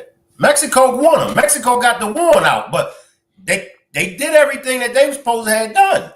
It's on the U.S. Yeah. Exactly. U.S. is dragging their tails, dragging their feet. That's crazy. Mm-hmm. That is crazy. That's the ball lies with the USA. It lies with them. It's all up to them. And that's why I'm glad she got them in the lawsuit, because they should be held accountable for their negligence, for their incompetence. definitely negligence. They need to be held accountable for all that. You know, you got somebody walking around, you got 6 people walking around who took a life, dangerous. Who's not to say they might do it to somebody else? Come on now. Crazy. These Cabo monsters, like Miss Parker said, they ain't got that much power. They ain't got that power like that. It's something going on, and we can't put our finger on it. But that's corruption at its finest. Come on now. You heard the mother. She got that from another lawyer. She didn't get it from her lawyer. She got it from another lawyer. It's all corruption. Yeah. But that's all right, though. We got a God that sits high and look low. We serve a faithful God. Yeah, they're definitely gonna. It's not gonna go unpunished. They think they're getting away with it, but it's not gonna go unpunished because they're, like you said, is a mighty God. There is an awesome God. And we're in that time too. We're in that time, you know, the time and the judgment. We're in that time. Right. He got So the last say so over everything. Any last words before we get out of here, Juanita? Whew. Shank, it's been a pleasure, man. And God knows my heart. And I know for not a shadow of doubt that she gonna receive her justice sooner than later. Some way, somehow, something gonna happen. Something gonna change. But I just want to say we all have to be aware of the company we keep. We all gotta be aware of who we invest our time and energy into. Because if they don't have our best interests at heart, we dead meat. They would take us down one way or the other. So you gotta know to know. And with that, I'll say peace. And brother, nice salute to dialogue with you. Hope to see you again. indeed. All right, peace. Peace Good to night, you, everybody. sister. Peace to Good you. night, Juanita. All right. Appreciate you. Any last words before we get out of here, brother Nazir? Brother, I appreciate you allowing me to come up and chop it up with you. And I appreciate your fastness, and you know, in this quest for justice for the sister and our people, you know. And justice to the sister Shanquella Robinson. And may Allah be pleased with her, may Allah keep her. You know, and swift justice to those who perpetrated this heinous crime against our sister. You know, on that note, brother, hopefully we'll build together again. Yes, sir. I appreciate it, brother. Salam alaikum. Appreciate Wa you. alaikum salam. Salute to you, brother. Salute. Make sure we are subscribing to the brother Nazir channel. Make sure we subscribing to Miss Parker. Make sure we subscribing to Juanita. Juanita is an up-and-coming content creator. Make sure y'all subscribing to Juanita. We got John Q down there. John Q is a great content creator. Make sure y'all subscribe to John Q. And I hear that Beautiful Nightmare is starting her content creator journey. So make sure you all subscribe to Beautiful Nightmare. I cannot wait. Salute Mel. I see you down there, Mel. When Beautiful Nightmare starts her channel, I'm going to roast her so bad. When I tell you, I'm going to roast Beautiful Nightmare. But make sure y'all subscribe to Beautiful Nightmare as well. And I encourage you all to become a content creator. You only need a voice, and that voice is your voice. You only need your voice. And I do believe that everybody's voice should be heard. You might be a content creator and you might just talk about foods that you cook. You might be a content creator and you might just want to talk about movies that you have seen. Whatever it is you may be. But I feel like we all have potentials to take our platforms to higher levels. So if you are thinking about becoming a content creator, reach out to me. And I definitely will do my best to help your platform become successful. I'll leave the chat running. Y'all can hang around. Salute everybody. I appreciate you all for pulling up. Salute.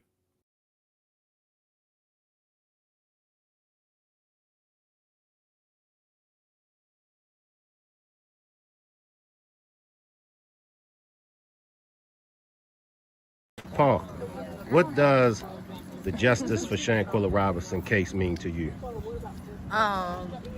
It means everything as far as Miss Salamandra Quilla and Mr. Bernard.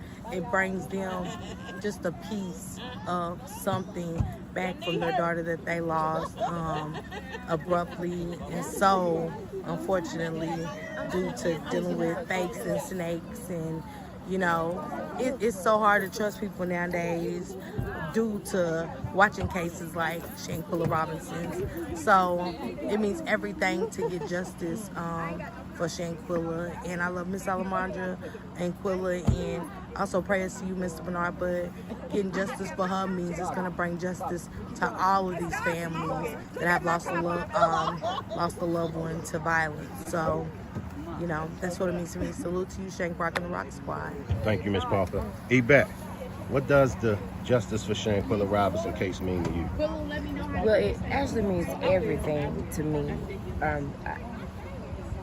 She's very valuable. Very valuable. Life is valuable, and everyone should take that very seriously. I'm just thinking about, you know, the family, how unjustified they have been treated, and from the very beginning, it should have been over a long time ago. And if people would stop trying to protect those that did the wrong thing and stand up and really, really think about how this family feels. They want justice. Exactly. We have a young lady that's laying down very early in life. And she lives on. So she's making a very strong statement for Black women, and that is, we're valuable, very valuable. And it's proven fact that the people around us do not believe that we're valuable. Exactly. The full life. Yes. What does the Justice for Shanquella Robinson case mean to you? Justice for Shanquella means that you gotta watch who you're around at all times, no matter who they are. It's hard to trust people these days, but you have to wipe a clean slate with everybody that you meet. You just gotta, you gotta look inside of people rather than just on the outside. Know who you with, know your surroundings at all times. It's easy to forget, but just gotta keep in mind, and cases and things like this happening will keep it in mind, keep it in our minds, that we can't, let a guard down. That's it. Thank you.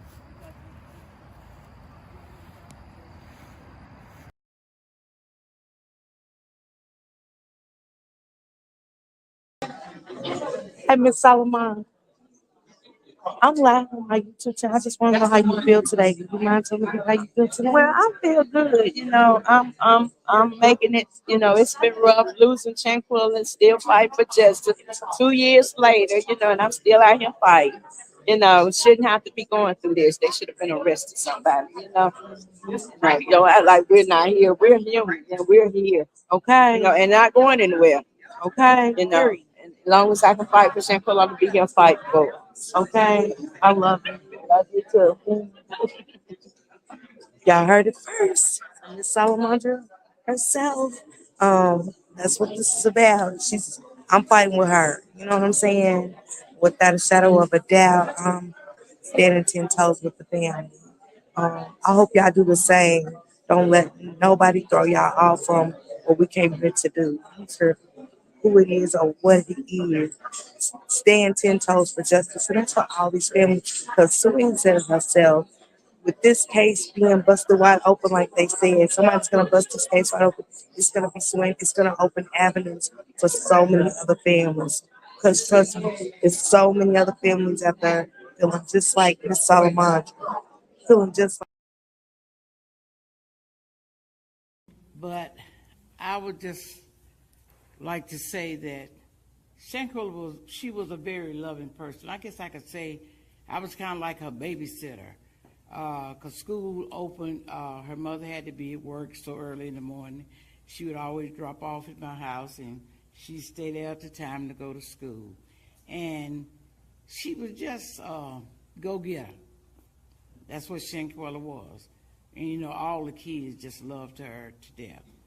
But what I would like to say today is to the 6 that was with her. My plea, if you're watching this or if you'll be watching this, my plea is to you. And I'm saying to you, I'm standing first, y'all.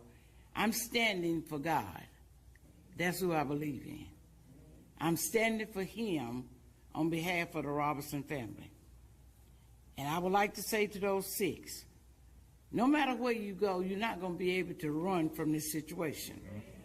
And what God would have me to say to you all today, he is a God of a second chance. He is a God of a second chance. And it's time for each one of you to come forth for the part that you played in. Because none of you could be friends, because if you were friends, you would not have done this. So it's time for you to step forward and take your part in this situation. See, because man is not a second chance man. And God will forgive. And you got to come out. No matter what lawyer you get, you will never be able to pay him to get you off. So it's time now. You know, it's just like a ball game. It's 3 strikes. So y'all have had 2 strikes.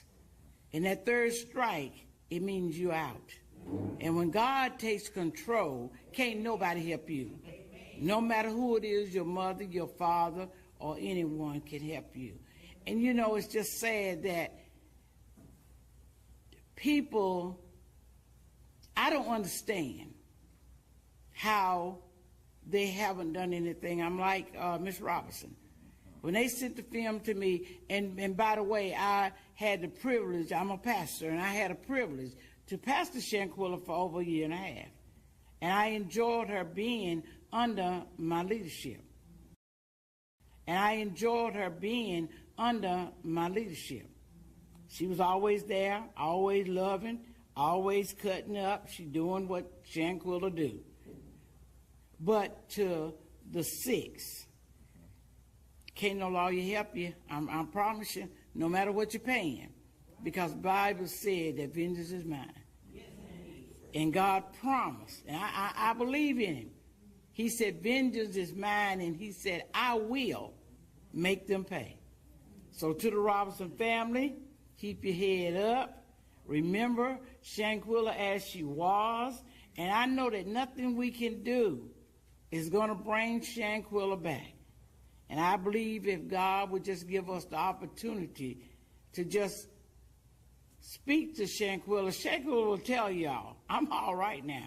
I don't want to come back to this so mean world. She wouldn't want to come back here.